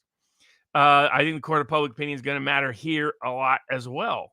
So hopefully the Supreme Court steps in, because what the system is damning itself. Have they done, like a lot of my friends on the left will say, they've been doing the justice system has been the injustice system for a while. The American legal process has been dubious for a while. And if you're an outsider, that's been true. But the genius of the American legal system has been it's kept its oppression to a minority of the population. So the ordinary American was unaware. They see NCIS and they see Law and Order and they see Blue Bloods and they see popular TV and cinematic representations. It's kind of like the transformation from Rambo 1982 to Rambo 1986. Rambo 1982 is this beat down working class guy drafted into war against his will, mistreated by the military, mistreated by the politicians, and then mistreated by the war protesters. When he gets home, he's angry and bitter and dislocated and disconnected from the world. By 1986, he's with the Mujahideen and he's freeing Afghanistan from the commies. So the ordinary American is unaware of how ugly the underbelly of the American criminal justice system is, about how suspect our judicial system is. They've been held up as these honorable priests, these philosopher kings. When you unmask them, you find the emperor's not only naked, but deeply morally deformed. They can't afford the world to see that with Trump on trial. If the system has any self-preservation at all, they cannot afford the world to see that, or they will lose a majority of Americans and most of the world. And they will destroy their credibility in ways that will be unrecoverable. I compare it to another British example. Alex, in terms of the history, it's how the Brits treated Benjamin Franklin. When Ben Franklin was actually trying to salvage the America's relationship with Britain from the revolutionary spirit, and thus discuss, leak Thomas Hutchinson's letters, the British response was one of arrogance, that they looked down upon Benjamin Franklin, this commoner peasant inventor, and dragged him in a surprise hearing in the old cockpit of the Whitehall, where they used to have chicken fights. That might have been Henry VIII too. I forget which one it was that did that. But and then the Solicitor General got up and mocked and made fun of, in front of all the lords and gentry, all the sirs and madams, Benjamin Franklin, and humiliated him and disgraced him to such a degree that the old statement has been, Ben Franklin walked into Whitehall a good British citizen. He walked out an American revolutionary. Correct. But for Ben Franklin, we don't get the support of the French. We don't get Thomas Paine, common sense, coming to the United States. It was Benjamin Franklin that recruited him, Benjamin Franklin that paid his way, Benjamin Franklin that encouraged him to publish it. I mean, they made a hardcore rebel that day because the systems in power did not understand the actual populace. And right now, America's facing the same test. And one would hope that the clever people on the Supreme Court, because they have to be clever. I mean, they can't not be if they get to the Supreme Court of the United States, would have that understanding. I mean, I get very depressed when I hear people talk about cowardice in terms of Supreme Court justices. And can I just say, I know it exists because it's manifested itself many times. But the last people who should be afraid are associate justices of the Supreme Court. I mean, what function, what purpose does the Supreme Court of the United States ultimately serve if it is not going to come in and act as a backstop and put a stop to this extraordinary abuse of the system and ultimate destruction of the system, which we are seeing now? And can I just say, I'm glad you brought up the expression oppressive, because, of course, I don't know whether this is true in the United States, but it is often the case in Britain, where I've been involved in cases like this. When you seek judicial review of an executive decision from the High Court, one of the things that one of the points you can make is that the actions of the government, the executive branch, as you would say in America, in a particular situation have been oppressive. Oppression is a very well understood concept in English law. And of course, by the way, and in parentheses, holding one case after another in the way that you catalogued, having a whole stream of cases, one after the other, put aside the fact that the person whom you're bringing those cases against is standing for election for president of the United States. The very fact that you're running cases like that is oppressive in itself, extremely so. In Britain, I have no doubt at all that all of these cases would be brought up into the system and consolidated and heard together. After all, they all relate to essentially the same sort of general state of facts. They're all connected in some form or way to the election, even, dare I say, the documents cases, because it related to his functions as president. So that's what would happen in Britain. I don't suppose it's possible in the United States. And the last thing to say, the last point I'm going to make here, which is on this, is that, of course, if all of the facts about the Georgia election can be fought out in court as part of a defense, and if the trial begins, say, next year, it seems to me that the entire election period next year is going to be dominated by this case, because there is so much to look at there. This is going to be a trial that is going to take, well, months, if not years. And do the people in the administration, do the people in Georgia understand what would happen if all that came out during the election itself? I mean, this is a crazy thing to do. I mean, it would go all the way up to November and presumably beyond, if it were the case that it was not stayed beyond that. Oh, exactly. I mean, if I was on Trump's team, I would prefer the Georgia case to go first. One, the Georgia state proceeding, unlike the federal cases, can be televised for the entire world. And the Georgia prosecutor is so full of herself, she will love for it to be televised to the whole world. Secondly, you have a judge that's probably manageable. In other words, even if he's a bad judge, nobody knows because he's this young Republican appointee by Governor Kemp. Trump was recently joking because Kemp and DeSantis and somebody else met. And he's like, oh, I'm sure they were meeting to thank me for my support of him over the years, and probably nothing to do with conspiring to make sure that these cases go a certain way, and so on and so forth. Well, I mean, when Trump is his sarcastic, comedic self is when Trump is at his best. When he's like kind of bitter and resentful, it's not as appealing. It's when he's comedic and jester and playing jester. That's when, and that's also when Trump is in a good mood, and Trump is feeling confident, because that's when he goes that mode. But the Georgia case, you have a judge you could deal with. That even if the judge is bad, a federal judge, when they're bad, they're skilled enough to know how to screw you with style. A state court judge that's young and inexperienced, even if they're bad, they're not going to know how to screw you with style. And if they know the whole world's watching, they'll totally change their behavior anyway. So if I were the Trump team, I would move to delay all the other cases and say, let's go to trial in Georgia. Let's see how this works. As you note, I mean, they have a current RICO case against a famous rapper there in Atlanta. They're still in jury selection. It's 6 months in. They're still in jury selection, right?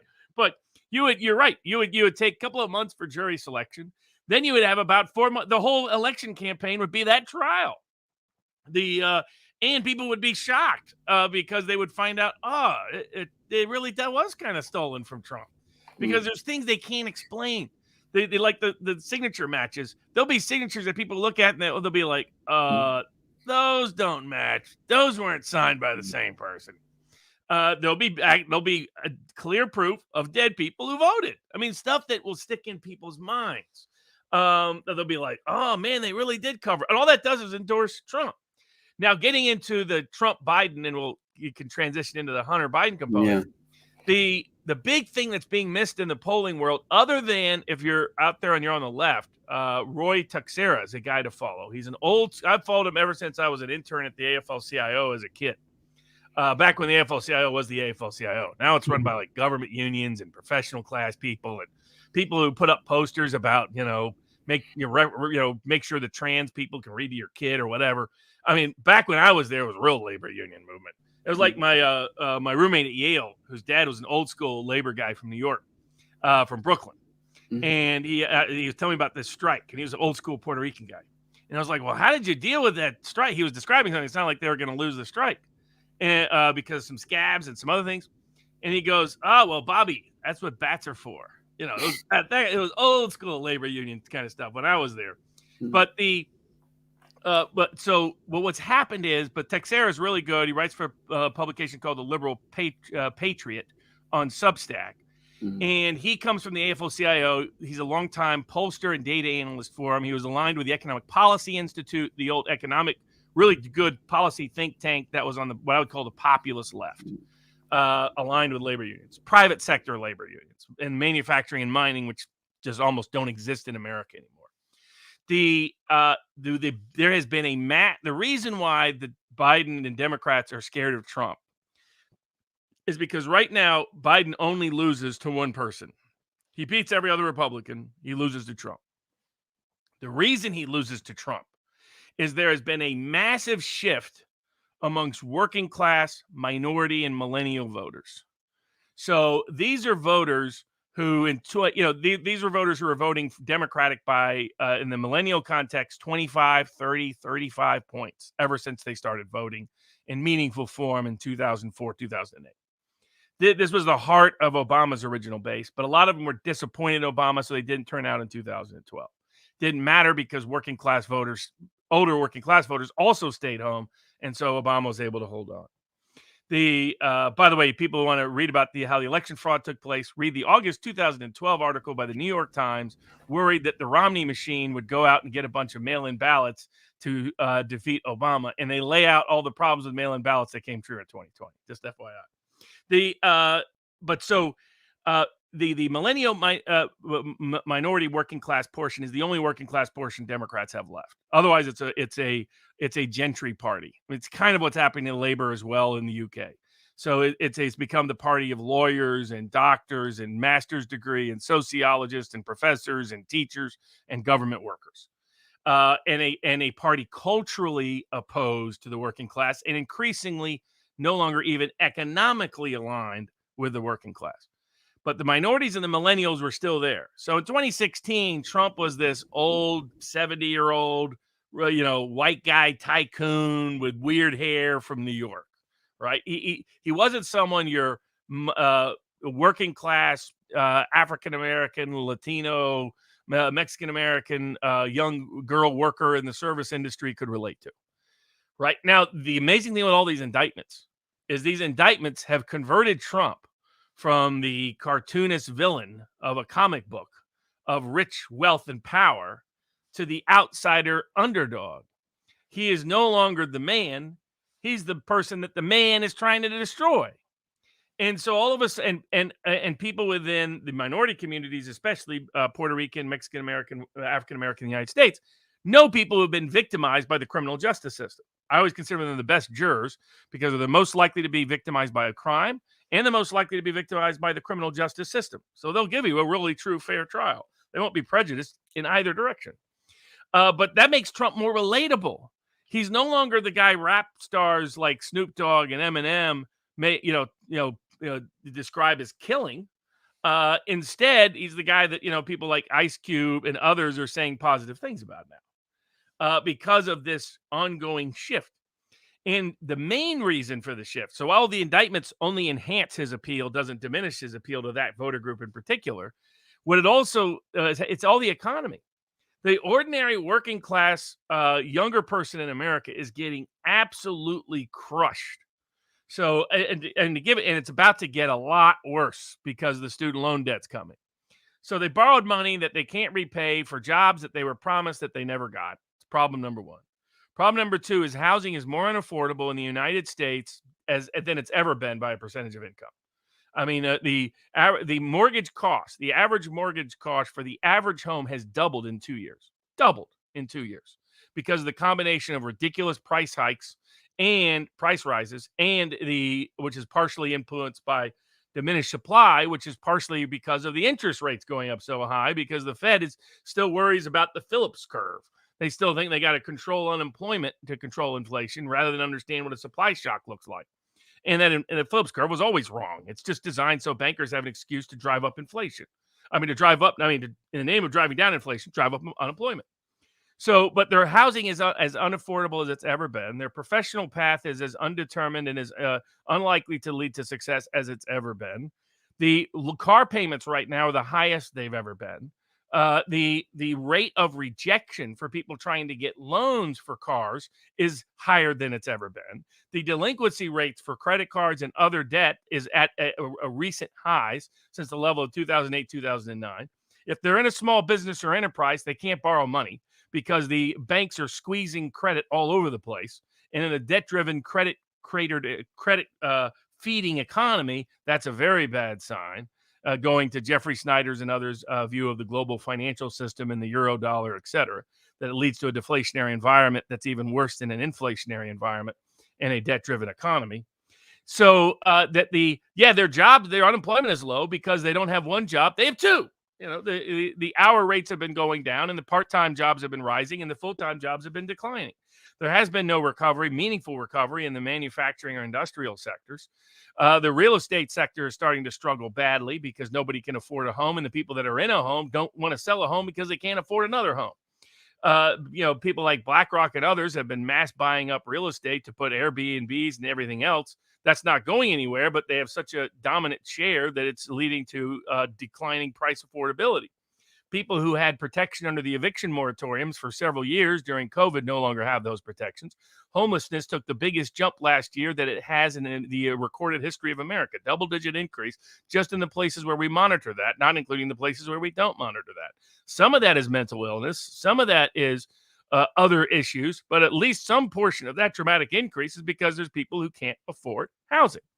And so, and disproportionately, it's minority and millennial working class. Now, if you happen to be men in that category, you're doubly screwed because of the cultural phenomenon taking place right now, which is more than 2/3 of young men have no relationships, period.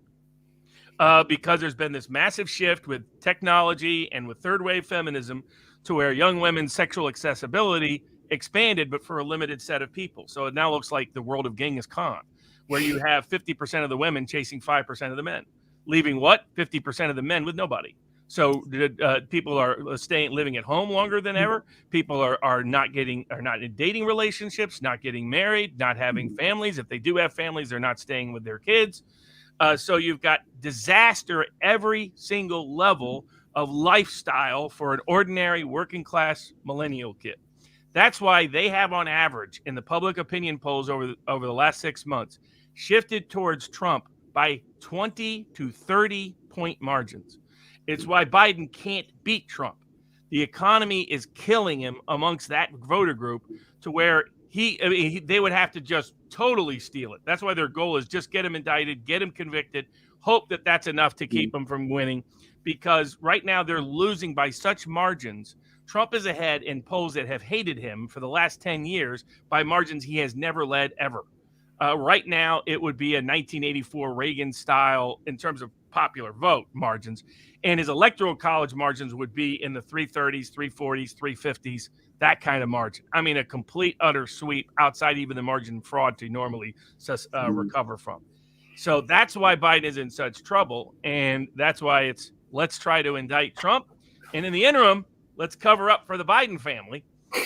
So the using the Hunter case, and Hunter's always been the pickup guy, the front of the Joe Biden corruption. The idea that this was Hunter Biden trying to feed a drug habit and poor Uncle Joe, poor Papa Joe is just trying to help out is so utterly ludicrous. Everybody in Washington, knew that Joe Biden is one of the most corrupt people in the history of American politics. Old school Democratic Party machine-like corruption, but without the benefits that machines used to give. I mean, at least political machines used to deliver real benefits for its constituencies. Not Joe Biden. He only cared about lining his own pockets. 10% for the big guy was the minimum. It was more like 50% for the big guy. And, now it's come out that he had pseudonyms, that he had burner phones, that he had hidden email accounts to go with the shell companies and the money laundering entities that he used his son for, and that all of the criminal investigations are really cover-up efforts because it's all about how do you prevent Papa Joe from going to prison and being exposed as a corrupt fraud. And they used the Hunter Biden case to do that. And they had to unindict him because the judge figured out that his indictment had a secret deal in the diversion agreement that gave him complete immunity for everything, which took him off the hook from ever having to testify against Papa Joe. But because the judge exposed it and the House wanted to talk to him, they want him to be unavailable and be able to assert Fifth Amendment rights, which they can only do by dismissing the indictments in Delaware, by having him appointed as special counsel, which they keep calling him a Trump attorney. He wasn't. He was Obama's U.S. attorney from that district that Trump simply kept on and didn't change. That's who Weiss is. Make Weiss special counsel so he can get rid of the case there. He can hide Hunter Biden like a material witness and hide him from Congress, hide him from the public, say there's still an ongoing investigation, so there's ongoing Fifth Amendment risk. When if you look at the nature of the diversion deal, he has permanent immunity anyway. So the House should challenge it, and because the Biden's own lawyers have said the diversion deal is still in force. It's a contract like any other. So they should force that out, try to get that out in the open. They should have already impeached Biden. And at least Trump gets the connection they should be doing, which is the one we talked about over a year ago, which is the best place to go at Joe Biden is Ukraine. Yeah. Connect his individual corruption with the war abroad. Like Trump is starting to campaign. Why do millennials, working class millennials who don't personally like Trump, so his favorability doesn't go up, but prefer Trump in much bigger numbers than they did before? Because under Trump, we had peace abroad and prosperity at home. Under Biden, we have poverty at home and war abroad. Connect the two with Ukraine, with Biden's individual corruption funneling tons of money from the American people to a corrupt regime that has lined his family's pockets for years and years and years, and make that the basis of impeachment, as Trump is doing, but the rest of the Republican Party, that's 2/3 are still in the pockets of the deep state, are too scared to do so. But we'll see how long that can. But that's the other reason the Biden administration is terrified of Trump, is Trump puts popular connections together that the rest of the Republican Party is too scared to do. Absolutely. Just a few things quickly on all the things you said, Robert, because you've covered a lot of ground again. Firstly, you're absolutely right. I mean, I mentioned before, I mean, as a history graduate, I studied American history. Unusual decision, but I did it because I was so interested in American history. I looked at Democratic Party machine politics in the 19th and 20th centuries. Someone like Bostweed, he might have been absolutely, completely corrupt. He might have been the most corrupt person you can imagine, but he delivered. He actually did an awful lot for New York through Tammany Hall. And he was a very capable administrator. And people knew he was corrupt and they didn't care because he delivered. That's a point people just don't understand. With Joe Biden, I didn't see that he delivered anything. I mean, this is entirely money taken from all kinds of people. It's the most sordid type of dealing that I can just imagine. And, the way it's being conducted is astonishing. Now, the other thing to say about Hunter and all of this, we've had years of people talking about Hunter. We're just beginning to crack through the amount of protection. There was been, no play on words with the word crack. Okay, sorry. No, that was very apt. I like that. Crack through is exactly right. Crack through. Yeah. Okay. Brilliant. I should say that was entirely unintended. That just came out. But anyway, the amount of protection that's been granted to this family is astonishing. I mean, it just beggars belief. I mean, everybody must have known it before the election. Everybody must have known it during the election. For me also, I mean, he comes along. There was this debate with Donald Trump. There's the issue of the laptop has come out. It's all there out in the open. And we have this story, which Joe himself seems to endorse, that it's all Russian disinformation. He must have known it wasn't Russian disinformation. I would have thought that is in itself, by the way, given that this happened during an election, just before the actual voting took place, shortly before the voting took place, I would have thought that was in itself the sort of thing that once upon a time, when standards were different, it might have been expose the president to potential impeachment. That's my own personal view. Maybe people will push back on that. But anyway, coming back to an impeachment, of course he should be impeached on all of this. It seems to me that this is obvious that he should be impeached on all of this. And of course, if he is impeached, I can't see how a defense can be put together.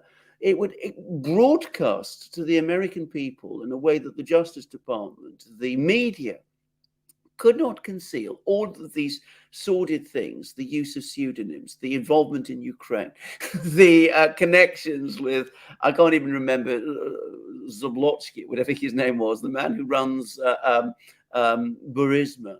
Zlochevsky.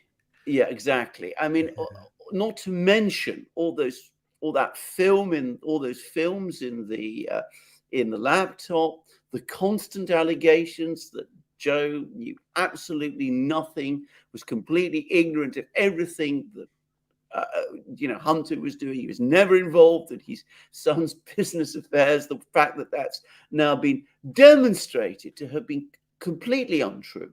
I can't see how an impeachment brought in that way would not destroy Joe Biden. I mean, even if the entire Democratic Party in Congress wanted to close ranks around him, I think they would surely realize that you can't run a person with this kind of backstory as president when the entire country knows about it, especially when the economic situation is exactly as you've described it, Robert.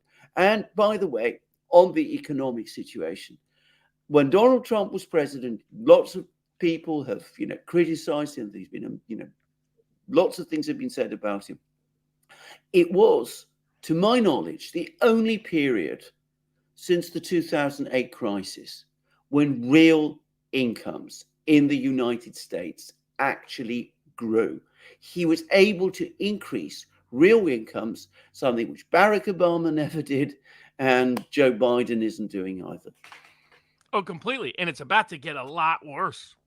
So, as you guys have aptly pointed out, they're trying to dodge a debacle in Ukraine. They don't want a second Afghanistan in the same term. They don't want the same images of, they don't want Zelensky hanging on helicopters coming out of Kiev before November 2024. Especially because, as we talked about at the beginning, from an American perspective, for the ordinary American who's not neck deep in geopolitics, what the issue that would always resonate the best, aside from keeping American troops out and avoiding World War III, would be the money. The money was always the political angle to hammer the Biden administration on here in the U.S. And J.D. Vance and others have done a good job of that, and it started to accumulate to where even Republicans are starting to get more and more nervous about agreeing to any more checks being written. But when you connect the money to Biden, the money from taxpayers to Ukraine to support this dumb war, and you have the economy suffering in the U.S., you have almost a perfect trifecta of issues that it's only going to get worse because they need Ukraine to somehow not fall apart between now and November. I mean, they can't go past a field or a farm or two in their great offensive. I'd recommended a bet because the betting markets, poly markets, some others, easier to access around the world. But if you have Bitcoin, easy to access maybe anywhere, theoretically speaking. There was a 70% chance, but that by November, Ukraine would have split it would have gone all the way through Kherson and split the Russian front. And I was telling people bet against that. I don't see that coming. And now, of course, they're even admitting. I mean, the Washington Post, the new CIA scribe publication, admitted 2 days ago, oh yeah, this offensive failed. Even the big hawks on Ukraine in Congress are like, yeah, it failed. Even the New York Times is acknowledging it. As you guys have been talking about, there's various Western leaders leaking information out there about maybe we could do this exit plan. Maybe we could do that exit plan. They usually, I like Vivek okay. I think he brings up some interesting ideas. I mean, it's wokesters pissed him off. That's why he's running for president. They probably shouldn't have rethought that. But he's so naive when it comes to foreign policy. Like his solution to Ukraine was, well, I'll just tell Putin, cut yourself off from China, and that will resolve Ukraine. It's like, no, that's where Trump's approach, whatever people may think of it, has always been smarter. He doesn't detail anything. He says, I want people to stop dying, and then the war will end in a day. I guarantee it. He doesn't tell you how, because down deep he knows Putin, that there's no reason to back up Ukraine. Just, cut off the money train to Ukraine, where they're buying the house number 3 in Spain, and they might be near you these days, in Greece. Ukrainian, you might see some random shopping from some ministers of commerce and lieutenant generals and whatever. That keeps leaking out. We know how bad that's gonna. There's a reason the Biden administration won't even let Congress audit the funds. Every time Rand Paul comes up and says, "Hey, can't we do a little bit of an audit?" Nope, can't do that. Whatever you do, can't do that. We're burning down parts of Hawaii while Joe Biden is on vacation, and he says, "Don't worry, I'll send you $700 checks." Right, $700 checks for your entire life being destroyed, while he's saying we need to send the equivalent of $900 per U.S. household to Ukraine again. It's like he has no understanding that they whatever money they needed to get a year ago, and not come back to the till again and again and again to constantly put this issue on the front burner, to constantly be an embarrassment for them. And then you combine that with the economy. Michael Burry from Big Short has put out a bet. His actual amount he's bet is less than this, but it would pay off at $1.6 billion if the markets fall in the next 6 months. And this is a guy who's rarely wrong. Yeah. And you look at almost all the fundamentals. Jeff Snyder, a Eurodollar University, who we talked about last time, he's been saying for 6 months that China was in trouble. He said that China's rebound is not going to be big. There's core issues. His theory of China is that Xi is trying to do managed decline, that he sees that the country's shifting. They got a big demographic problem they got to solve. They got an internal real estate problem that got way out of hand. The biggest, richest asset in the whole world is Chinese real estate. And some of that was built on unusual phenomenon. In other words, if you're in China in 1990, you've never seen real estate go down. So it sounds like a great investment when you're prohibited under foreign capital controls from investing overseas anyway. Yeah. And so you think it's just going to go up, up, up, and up, and up. But at some point, that logic runs out, like any other system. And then you got the shadow banking and financial systems that are deeply leveraged and embedded with it. And then you have a real estate and construction industry that was as much as 30% of employment, directly or indirectly, with steel and other components tied into those industries. All of a sudden, if that freezes, the whole thing could take a major hit, and China's got to manage that. But he's been what does that do to the U.S.? Well, the U.S. net imports are down. And net imports are only down when demand is down. And demand is only down. That's partially what's triggering China's problems. And that only happens in a recession. Yes. The banks more than 50% of American financial institutions are saying they're going to impose tighter financial standards. That only happens in a recession. So there's indicator after indicator after indicator that it's about to get a lot worse economically. And now those millennial working class people that haven't had to pay their student loan debt on average $500 a month, which is as much as a third of their disposable income these days, all of a sudden comes due starting in October. And so, imagine where it's going to be about a year from now, when all of a sudden unemployment starts spiking and the housing costs are still terrible and the car costs are still bad. 1 out of 5 Americans right now is borrowing money at usurious payday interest rates of 20% APR to buy groceries. And if you dig in, you looked at minority or millennial working class, you're going to find those numbers are up to as a half in some communities. That's a disaster. That's why politically the tidal wave is coming. And they're just hoping to stave it off with a desperate scheme in the Ukraine, a desperate scheme with the Fed raising interest rates.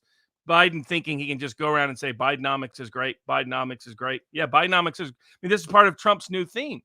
Trump's new theme is Bidenomics is great for Joe Biden because it's a line in his pocket at your expense. When I was president, as you were mentioning, Alex, there was peace abroad and prosperity at home. And with Joe Biden, we got war abroad, poverty at home. You want peace abroad? You want prosperity at home? You may not like me as a personality. You may not like some of the positions I have. But if you like peace and prosperity, I'm your guy. That's going to be Trump's simple campaign theme, whether he's inside a jail cell or not, when it happens. And they're about to mugshot him in Atlanta. And, you know, the last person we had a famous mugshot of in politics in America was Martin Luther King. How did that work out for the people that did it? So how did it work out when they did it to Nelson Mandela? I mean, you know, it's political disconnect of these elites. The only question is, do they blow up the whole world before we can get to some resolution outside of their control? It's incredible to me. Again, I say this once more, that we're talking about the United States and all of these things happening there. I mean, you know, as I said, I've followed American politics for a long time. I've studied American history. I know how ruthlessly American politics can be conducted. I mean, going all the way back, you know, to the 19th century, even Lincoln was a much more, you know, savvy and ruthless character than people perhaps understand. But nonetheless, at the end of the day, there were always limits. And it seems to me that we have seen a complete collapse of limits. I mean, we've done program after program ever since Biden was elected, talking about how this administration seems to have no understanding that there are limits to what it can do and the damage that it's doing. I mean, the very first program we did about mandates, if you remember, we were talking about the fact that they didn't understand that there were limits, even as lawyers were telling them that there were, and they still were disregarding all that advice, and they were just going ahead and doing this all the time. And it's getting worse. And the idea that you get yourself out of political trouble in the United States itself, you protect yourself, because that does seem to be partly what they're doing. You hide behind the White House from all of these allegations, all these investigations, which, properly speaking, should be brought against you at the moment. You can do that through manipulations of the system by trying to appoint special counsel who isn't really special counsel, at least isn't in any real sense special counsel, and who's been appointed, as I understand it, in a completely irregular way, because he is in fact a member of the Justice Department, and special counsel should not be a member of the Justice Department. That's what I've read some people say. So you think you can do that? You can avoid cooperating with Congress by engaging in this wire pulling and manipulation of the system, and at the same time you can somehow knock out your opponent by bombarding him with cases which one of the things we didn't mention before when we were talking about these indictments, by the way, is this ludicrously portentous way in which they're all written. I mean, again, when I was reading them, they are almost, they're comedically ridiculous. I mean, the language is absurd. It talks about the most simple and banal things, and it elevates them into some kind of vast conspiracy. I mean, it's astonishing to read the language of these indictments. Anyway, you think you can do that, knock your major opponent out of the election by abusing the legal system in this sort of way. Now, can I say 2024 is going to be an absolutely critical year in the United States. If this all succeeds, if the current president is re-elected, despite all that has already happened, then the United States is an incredibly dark place. And I said I would mention classical history before. I've already referred to this previously in a program that we did on the Duran. But going back to the Roman Republic, ruthless conduct of politics, a certain amount of wire pulling, always people understood that there were limits beyond which you didn't go. And what happened, the cause for the crisis in the Republic was that in the middle of the 2nd century BC, a Roman politician, a man called Gracchus, who wanted to carry out certain reforms, was blocked by the political oligarchy who had gained control of the Republic and were manipulating the system. And eventually they arranged his assassination. Publicly, they arranged his assassination. And that caused the entire credibility of the system to collapse because people understood. And by the way, his assassins were never convicted, even though everybody knew who they were, because it was conducted quite openly. From that moment on, it became clear that the Republic could not survive. And you saw a whole succession of things begin to go wrong. Faith in the institutions of the Republic began to collapse. Faith in the legal system of the Republic began to collapse. And remember, it's to the Romans ultimately that we owe our whole idea of law. I mean, they basically were the people who understood that a republic had to be underpinned by law and by due process. And many of the concepts that we talk about, lawyers talk about to this day, like mens rea, for example, and indeed res judicata, originate with them. Anyway, the fact was, the Roman people began to understand that the system was no longer functioning, that it was serving the interests of a few corrupt politicians. And steadily, from that moment on, you had the whole crisis of the Republic develop until eventually Julius Caesar crossed the Rubicon and set in train the events that led ultimately to Caligula. So that's the peril that the United States, it seems to me, is facing. And next year, 2024, is going to be absolutely critical.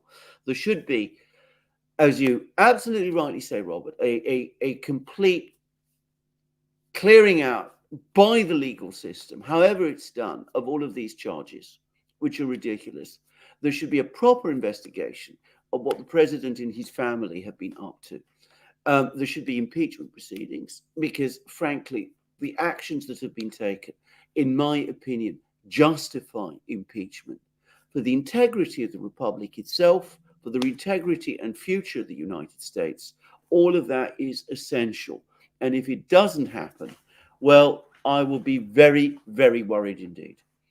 I mean, no doubt. I mean, Biden thought the label special counsel was cool because it was the same label his education program had when he was assigned as a kid. But I always tell you, if you want to understand Joe Biden, imagine LBJ, but really dumb. And that's basically, you have like a street level thug criminal. But I think what's been striking to me is the degree to which, I mean, you had people like David Brooks and some others saying, well, what if we're the bad guys here? You know, like the famous meme. I think it was, I don't know, it was a Monty Python or it was some British comedian or a comedy show where they have the guy in the Nazi uniform saying, what if we are the baddies? Famously. But otherwise, very little self-reflection. It reminds me about I always wanted to be a prosecutor coming out of law school because your only ethical duty was to do justice. And I could never even get an interview, whereas these students who did very poorly in law school were always getting the jobs. And finally, a law professor who had always been secretly not really secretly, he was always giving me books about how not to be a prosecutor when I wanted to be a prosecutor. Finally told me, he said that, Robert, they're not looking for people like you. And I was like, well, what do you mean? He goes, and basically said they're not looking for people with self-reflection. They want to avoid the Julian Assange problem. And if you never self-reflect, if you're like a colonial bureaucrat, think like late British Empire, Africa, India, it's that kind of mindset. It's the kind of people George Orwell grew up with. People who are so disconnected, so lack self-reflection, so self-awareness and awareness around them, that's how they make some of their worst and most egregious mistakes. Like when people think there's some sort of master evil plan here, I'm like, there are people that are, there's your Bill Gateses and your George Soroses and your Black Rocks and your military industrial complex, people with bad intentions out there trying to orchestrate things. But a lot of the key decision makers are really, really dumb, which is what makes them so dangerous. People like Blinken can be Secretary of State of the United States and can be utterly unaware. To such a degree, a problem pops up in Niger. Think of the continent of Africa. Probably no better example in the last decades or two of what's happened. You go back and look at public opinion surveys. America often ranked toward the top in Africa amongst the population. America had, for whatever other political issues are out there, the image of an ordinary American was still a very positive image in large parts of Africa. Now, you look at, say, West Central, from East to West Central Africa, from the Atlantic to the Indian Ocean, you're going to have countries that welcome Wagner, that welcome Russia, much more than they welcome the United States or they welcome France or anybody else. And in the name of fighting anti-terrorism, often these disputes are not really, they may be in the name of, Allah, but you dig deep, it's old historical disputes because colonial governments decided to draw maps over regions that made no sense, that didn't represent the local geography, the local ancestry, the individual resources. Often those maps were drawn so that one group could have access to another group's resources, which are often the colonial group. If it's not tribal conflict that dominates Africa, if you look at Africa, tribal differences will not dictate how often there's been conflict. Access to major resources desired by the West is the number one indicator of whether there's conflict, because it's outside conflict inspiring internal conflict. And so you have Niger, where the soldiers were sick of dying for a counterproductive cause, redisguised as anti-terrorism, so that the French and Americans could build massive military bases in the middle of countries that had, coincidentally, access to lots of uranium and other assets and resources. And who do we send when there's trouble in Niger? We send the killer whale, Victoria Nuland. Jackson Hinkle and some others were joking, but I had to double check that they were joking when they said that Niger sent her back, saying put her on a weight loss plan, not on a Africa change plan. But could you send a worse person? I guess you could have sent Elliot Abrams. There's almost nobody, or John Bolton. There's almost nobody worse. You could send it. Hey, we're going to send the person that plots coups around the world and possibly causes World War III to come visit you. And I assume they thought that would be intimidating. These are soldiers. These are people soldiers in Niger that are tired of dying, and they got 3/4 of the country behind them. They got a deeply unpopular president. Is this a military junta? Yes, but it's a popularly demanded military junta. It looks more like a true, honest-to-God revolution than the Maidan coup ever was. But it shows how disconnected we are. And in Africa today, like in the poll they had, it was a Western-conducted poll in Niger. My guess is you're going to see in more and more countries, there's less and less interest in the U.S. Why do a lot of them prefer China? China doesn't come in with that many strings. There's some implicit strings monetarily with access to African resources, but it's not military strings. It's not causing their soldiers to have to die. It's not causing their populations to have to stagnate. It's not Bill Gates with another little vaccine that magically has certain effects on fertility rates in places like Kenya. Just ask the Catholic Church there in Kenya about what Bill Gates' effect was, or just ask people in India why Bill Gates is banned in parts of the country. It's amazing the Biden administration's destruction of American credibility in such short order. Like, he boosted us in Europe, right? European leaders and others didn't like Trump, and Trump was demonized throughout Europe. So the ordinary person in Europe really didn't have a sense of who Trump really was. Whether you like him or dislike him, he was much more on the populist anti-interventionist side than anybody had been in recent modern American history since John F. Kennedy as president. But in Africa and in parts of Asia and South America and Central America, the El Salvadoran president, who comes from a left populist tradition, really got along with Trump very well. He now has 91% approval. It should be a warning sign to people in the West that this strategy of placating sort of a globalist elite crowd at the expense of their domestic populations will in turn, in time, bury them like it has the parties in El Salvador. You have the rise of a populist libertarian in Argentina who manages to get #1 without paying $1 for a single TV advertisement because the population is so tired and exhausted with it. But what you're seeing in much of the world is a sense that not only is the U.S. not a desirable ally, but that we're sort of a dumb, decrepit country. And I mean, and you guys are outside the country more. I'm curious, how is the rest of the world perceiving all of these indictments on Trump and all of this just political insanity and the scope and scale and severity of Biden corruption, and especially coming from a U.S. that has lectured the rest of the world about don't lock up your opponent and integrity with elections and about we got to fight that corruption and things like that to witness the United States in its current decrepit state? Well, I can say straight away that in Britain, which has been perhaps the most extreme anti-Trump place in Europe, perhaps Germany is the rival, but Britain certainly they really dislike Trump. They're now cooling off Biden completely. Biden is not popular here in Britain. There's a widespread perception that he doesn't like us very much, which is true probably. But it's been often commented now, increasingly commented upon in the British media. And as for these indictments against Trump, well, you will still find some people of very entrenched liberal views who, because of their dislike of Trump, will continue to support the indictments and say that they are justified.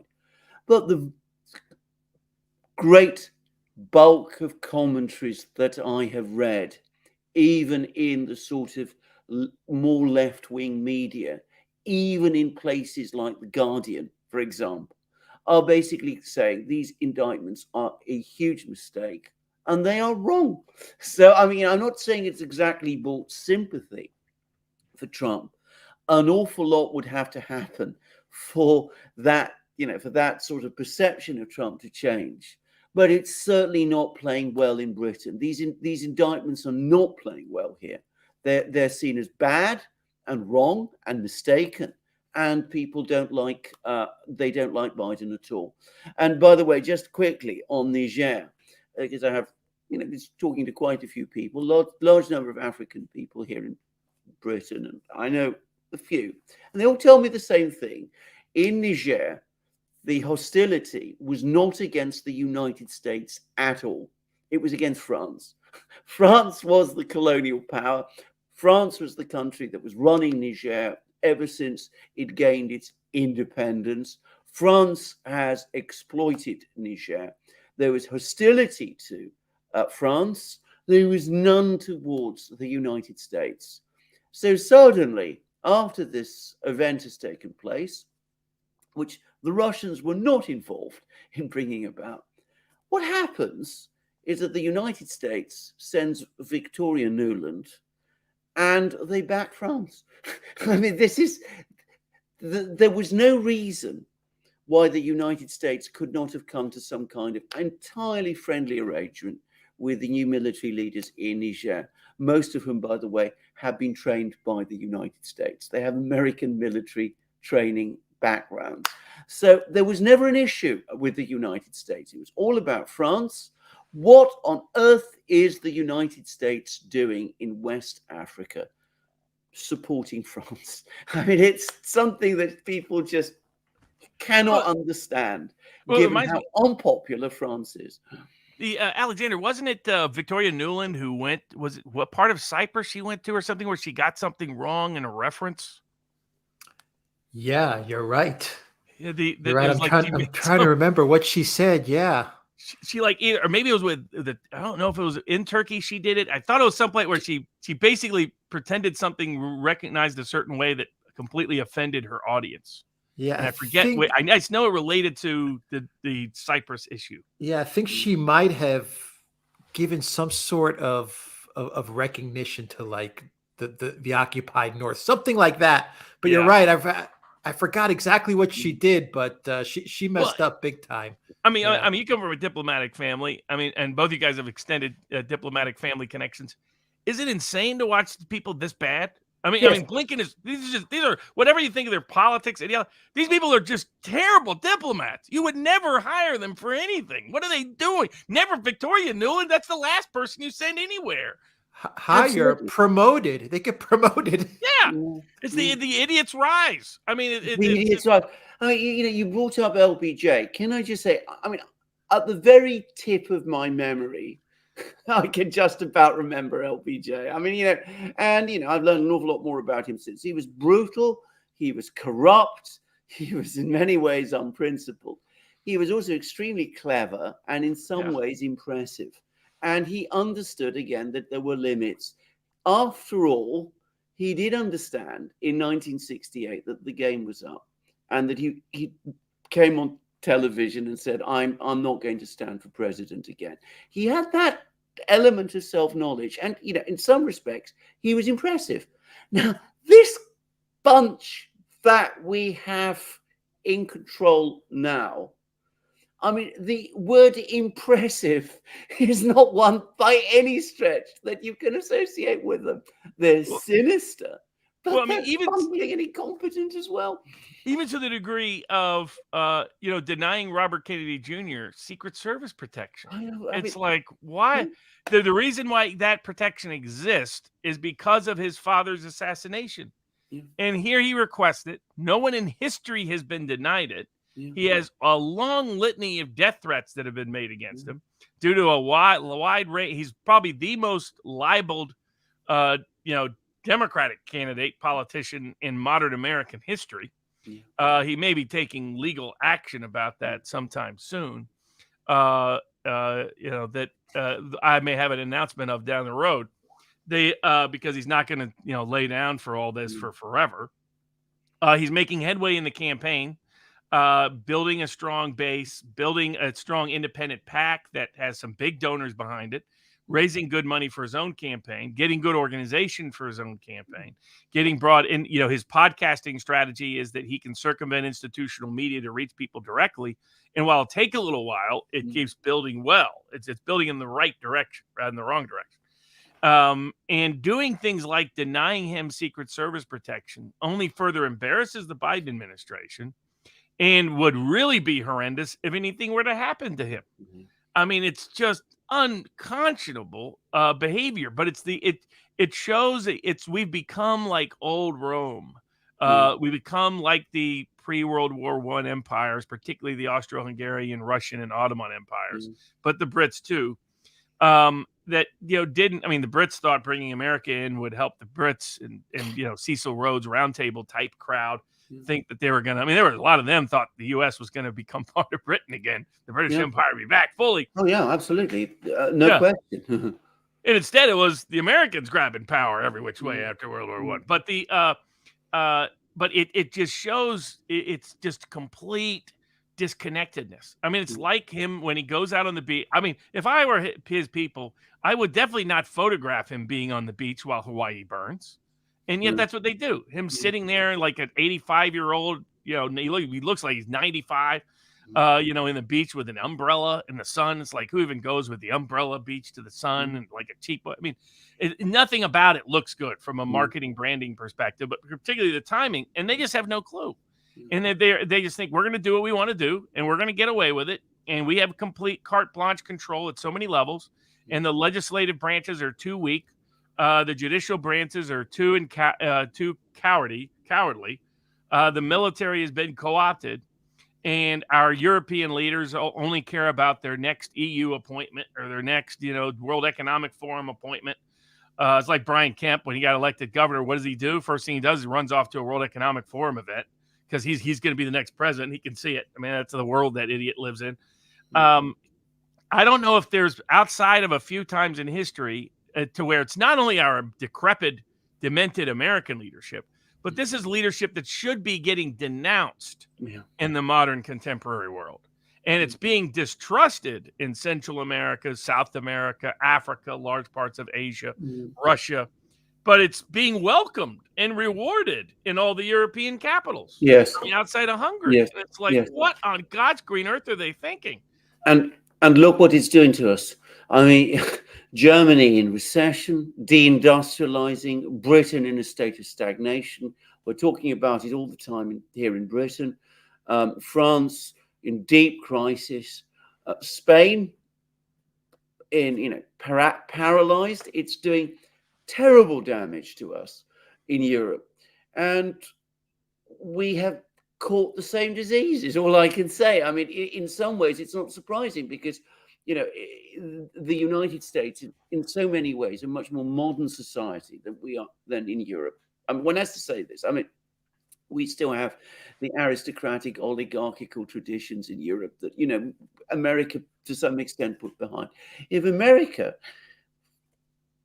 sours, if it turns sour, then perhaps it's not surprising, given how connected Europe has now become to America, that is happening to us as well. And it's very, very bad. But it's like we're all being pulled down together because, of course, it may be that in personal terms, Biden is welcomed in Europe or has been welcomed in Europe, that he's won Europe over.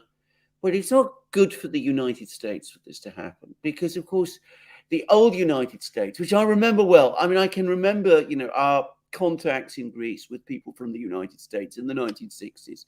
I lived in an elite world in those days. I remember the kind of interactions we had with Americans and how vital they came across to us at that time. The point was that in those days, for its own reasons, perhaps, the US was building Europe up.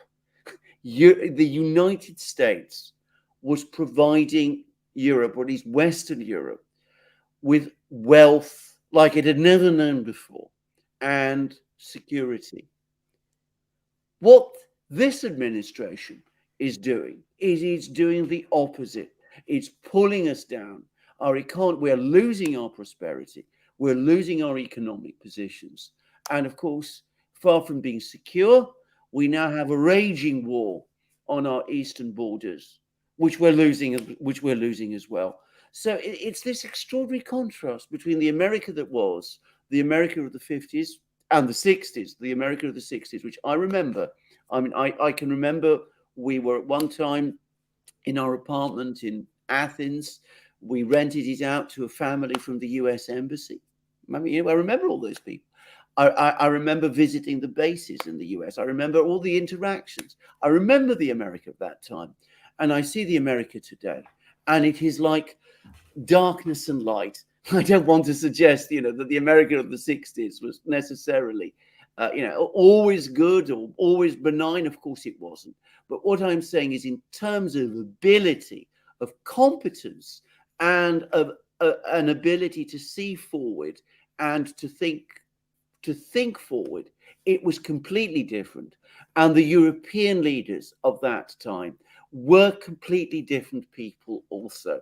People like de Gaulle, people like Adenauer and Brandt in Germany, people like even, Wilson in Britain, and all sorts of others, Olaf Palme and Tage Erlander in Sweden. Totally different people in those days to the kind of leaders we have now. What do you think of because the two other things that were sticking out to me was I had originally a kind of a bet that the first new place we would send new major troops was Africa, because it just would make sense for the Biden administration.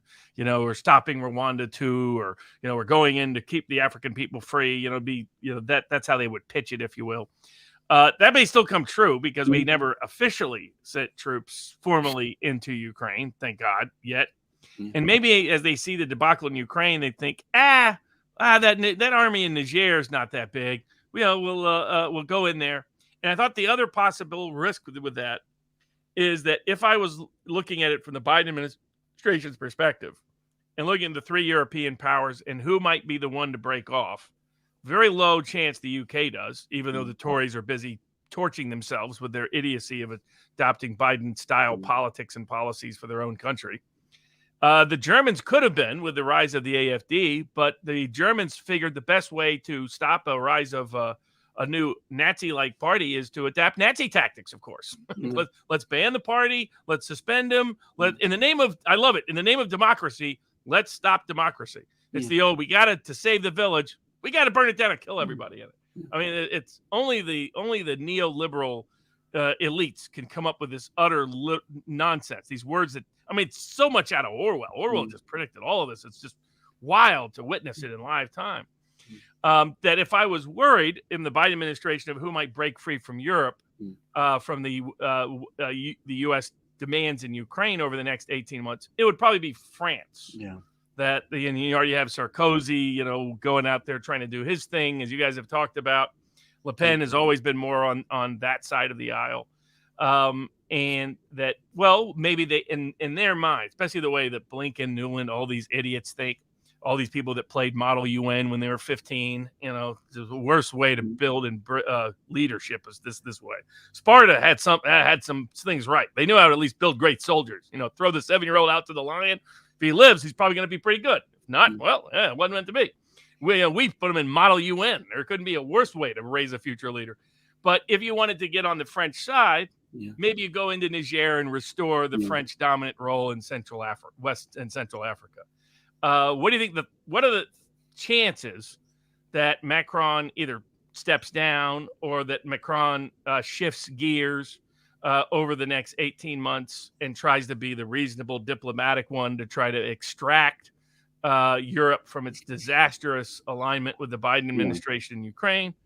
And what's the chances that the U.S. military goes into Niger in order to prop up the French to maintain that alliance a little bit longer, in order to prevent that from occurring? Because in their minds, Ukraine is everything. It's so weird, but it makes no sense. But they really believe Ukraine is the whole enchilada. That this goes back to Soros's influence on think tanks, et cetera. Soros's first big place was Ukraine back in 1991, before other parts of Europe and the United States. Even though Soros himself is now, with shifting power to his son, pulling back from Europe and the EU, because it says the EU can take care of everything Soros wants on their own. That's why he's stepping back. But what's the risk U.S. troops go into Niger because the U.S. arrogantly thinks there's a little risk of, Black Hawk Down Part 2, and they think it would help align the French with Ukrainian policy long enough to get through the election? Right. Well, actually, Alex brought this up in one of our programs. I mean, he actually, we were doing a program about Niger, and he said, is it likely that these people in Washington, who don't understand very much about anything, but who look at the level of the scale of the military in Niger, will say, well, why not? If you've got this problem in Ukraine, why not distract by a nice little war in Niger? You don't have much of an army there. You can send the 82nd Airborne Division or the Marine Corps, and they'd sweep them aside, which they probably would, by the way. I mean, let's not talk up the Niger military. I don't know very much about this.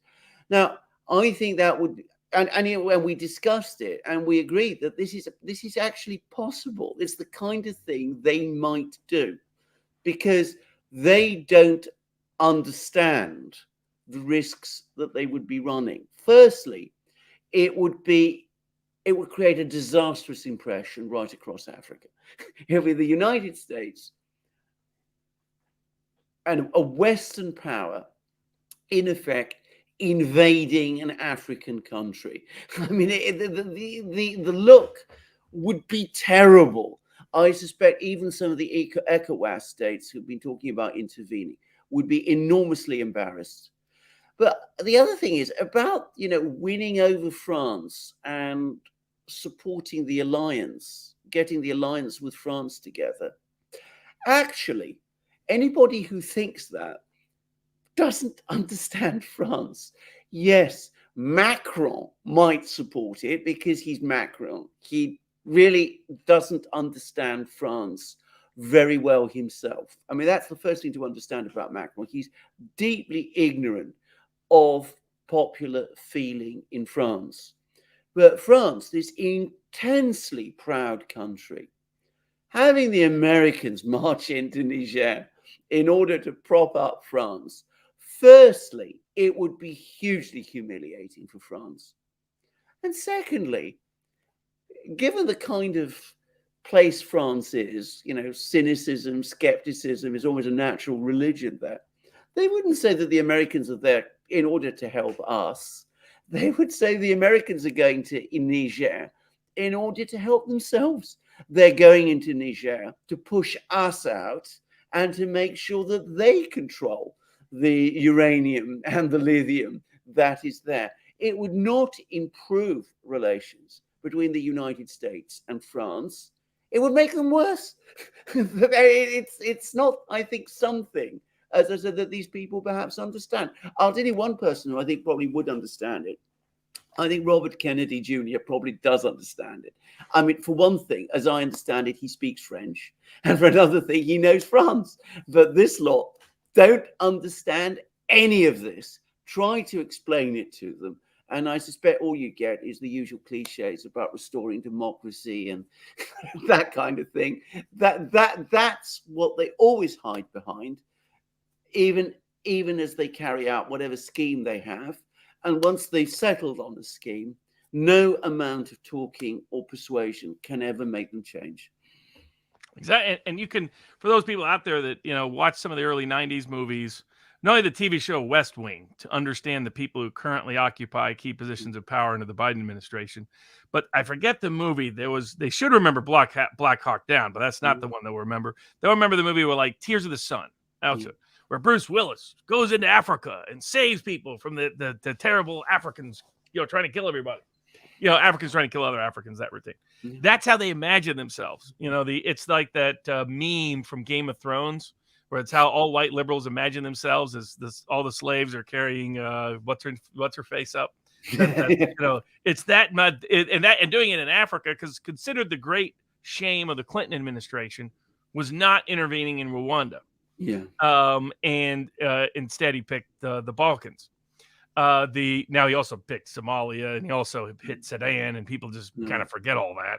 But but that's why it would be, if you're in the administration right now, you're a little nervous about Ukraine. You don't want to send troops to Ukraine. You want a little bit of a distraction from the various controversies and scandals burgeoning. I don't know how many more times they can indict Trump. I mean, right now, scandal breaks about Biden. A new Trump indictment is hit 4 times in a row, 4 weeks over the last 6 weeks. So when the next Biden scandal hits, I mean, maybe they'll add Arizona, add Michigan, just keep piling on this level of insanity. But the biggest other risk, there's already talk afloat that maybe they'll say that this variant of COVID from Canada is really dangerous, and they're going to retry lockdowns and see if that works. I don't think they'll be that crazy and go that far, but you can't rule out anything these days. But I think the biggest risk is sending troops somewhere they think would be easy to make themselves look like heroes. And what better place than Niger, because they would be restoring the elected president. That would be the Western narrative. That'd be the narrative all across the U.S. media, saving the Nigerian people from a corrupt, and they'd probably blame Russia too. I mean, they'll probably say the Russians did it. Wagner was there. They're planning it. They're conspiring to take over all the uranium so they can run the world. Some version thereof. There's already bits and pieces of that. A really good breakdown was by History Legends, who does a lot of fun, interesting videos, especially compared to like all the Kings and Generals and all these other shows that looked like they were cool have turned out to be totally frauds during Ukraine. They just push out Western propaganda left and right, CIA propaganda. It's not even good propaganda, but it's like for some reason all the people that hate Elon Musk like to print this stuff too. It's like all the people that tell the truth about Elon all put up all these pro-Ukraine videos out of the blue. It's like, what inspired that? When did they become geopolitics experts? But that is the one other area I'm concerned with. Other than the insanity of the indictments and how we as a country manage that, I'm hoping that in the elections in 2024 become verdict day, that Trump wins, and that puts an end to all that nonsense at some level. Biden could always solve all the problems in one clean swoop by pardoning himself, pardoning Hunter, pardoning Hillary, pardoning everybody that's ever committed a crime in the Democratic Party, and then just throwing in Trump and maybe Assange as an extra bonus to make it look like it's all about Trump and Assange when it's really all about the Biden family and Democratic Party corruption.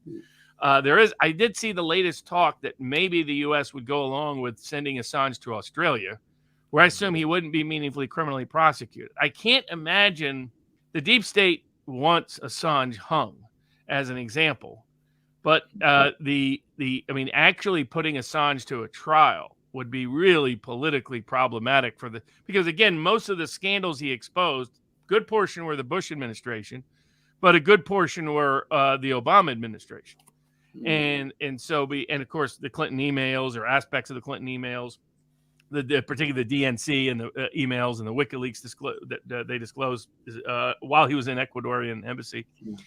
And then we also seen, it's amazing how one breach can take down a country. Yeah. After Ecuador threw out an asylum person from their own embassy into the British hands in the case of Julian Assange, that country has just gone completely downhill. Yeah. And the crime is so high now that there's, a leading presidential candidate was just executed on the street. Yeah. Another leading, I think maybe it was a publisher or political figure was recently also assassinated. The cartels, it's like once you let that breach in the dam to allow corruption to control your country, it doesn't stop. It kills it destroys the foundation and collapses. Yes. But yeah, I am hopeful we don't do something really crazy or stupid in the next 18 months. Yeah. You're hopeful in the 18 months, Robert, but it's the Biden White House I should that we're talking more crazy than was already happened. I mean, we already crossed every Rubicon known to man. Yeah. We just haven't caused World War III or war anywhere else beyond Ukraine and wherever else our military bases are at the moment, which is a ridiculous number of countries. Credit to Bobby Kennedy, who says he's going to take them all, bring everybody home, going to have a peace dividend. He, too, is connecting for people economic problems in the United States with the war machine. Because the war machine, this globalist empire, that's what's sapping us of resources at home. That's why you can't afford a house. That's why you can't afford a car. That's why you can't afford medicine. That's why your college student loan debt isn't worth the money you paid for it. That's why you're in the situation and position you're in, because the war machine keeps ripping us all off. And in the same way the Trumpists, I mean, you're seeing these two people, Republican side, Democratic side, parallel populist messages on key issues, which is going to get more radiance in the American public than maybe ever, at least since 1968. I mean, Wallace was his own animal, but there were aspects of Wallace that were populist. And then Bobby Kennedy's father was definitely very, very left populist. Yeah. So we'll see how all that, there's a lot of things that are promising. Yes. And there are a lot of things that are scary happening at the same time. Absolutely. I still believe and want to believe that the antibodies, if you like, within the American system are still strong enough to bring this whole thing under control. But certainly this is a disease that is afflicting the Republic, which is very, very powerful and very dangerous. Well, I'm exhausted. The things I can say. I don't know whether there's anything Alex wants to add. Well, we're at 2.5 hours almost, so let's wrap it up. We'll answer the questions in a dedicated Q&A. That was an awesome live stream. Absolutely, it's always an awesome. It is always an awesome. I have to say, I think this one it has risen to the challenge of the moment. Yeah. Because I don't think there's ever been a live stream that we've done where the issues we've discussed have been this serious, actually. And of course, it may all turn out well, but if it does, it's because we're having people like us having programs like this. Yeah, no doubt about that whatsoever. Absolutely. And maybe I'll be in St. Petersburg soon. We will gladly meet you there, Robert. We hope at least. I'll be hanging out with Ed Snowden. Yeah, we very much hope. Yeah. From what I understand, he's living in St. Pete, isn't he? Yeah, he's doing pretty well. Everything seems to be the kosher. So it'll be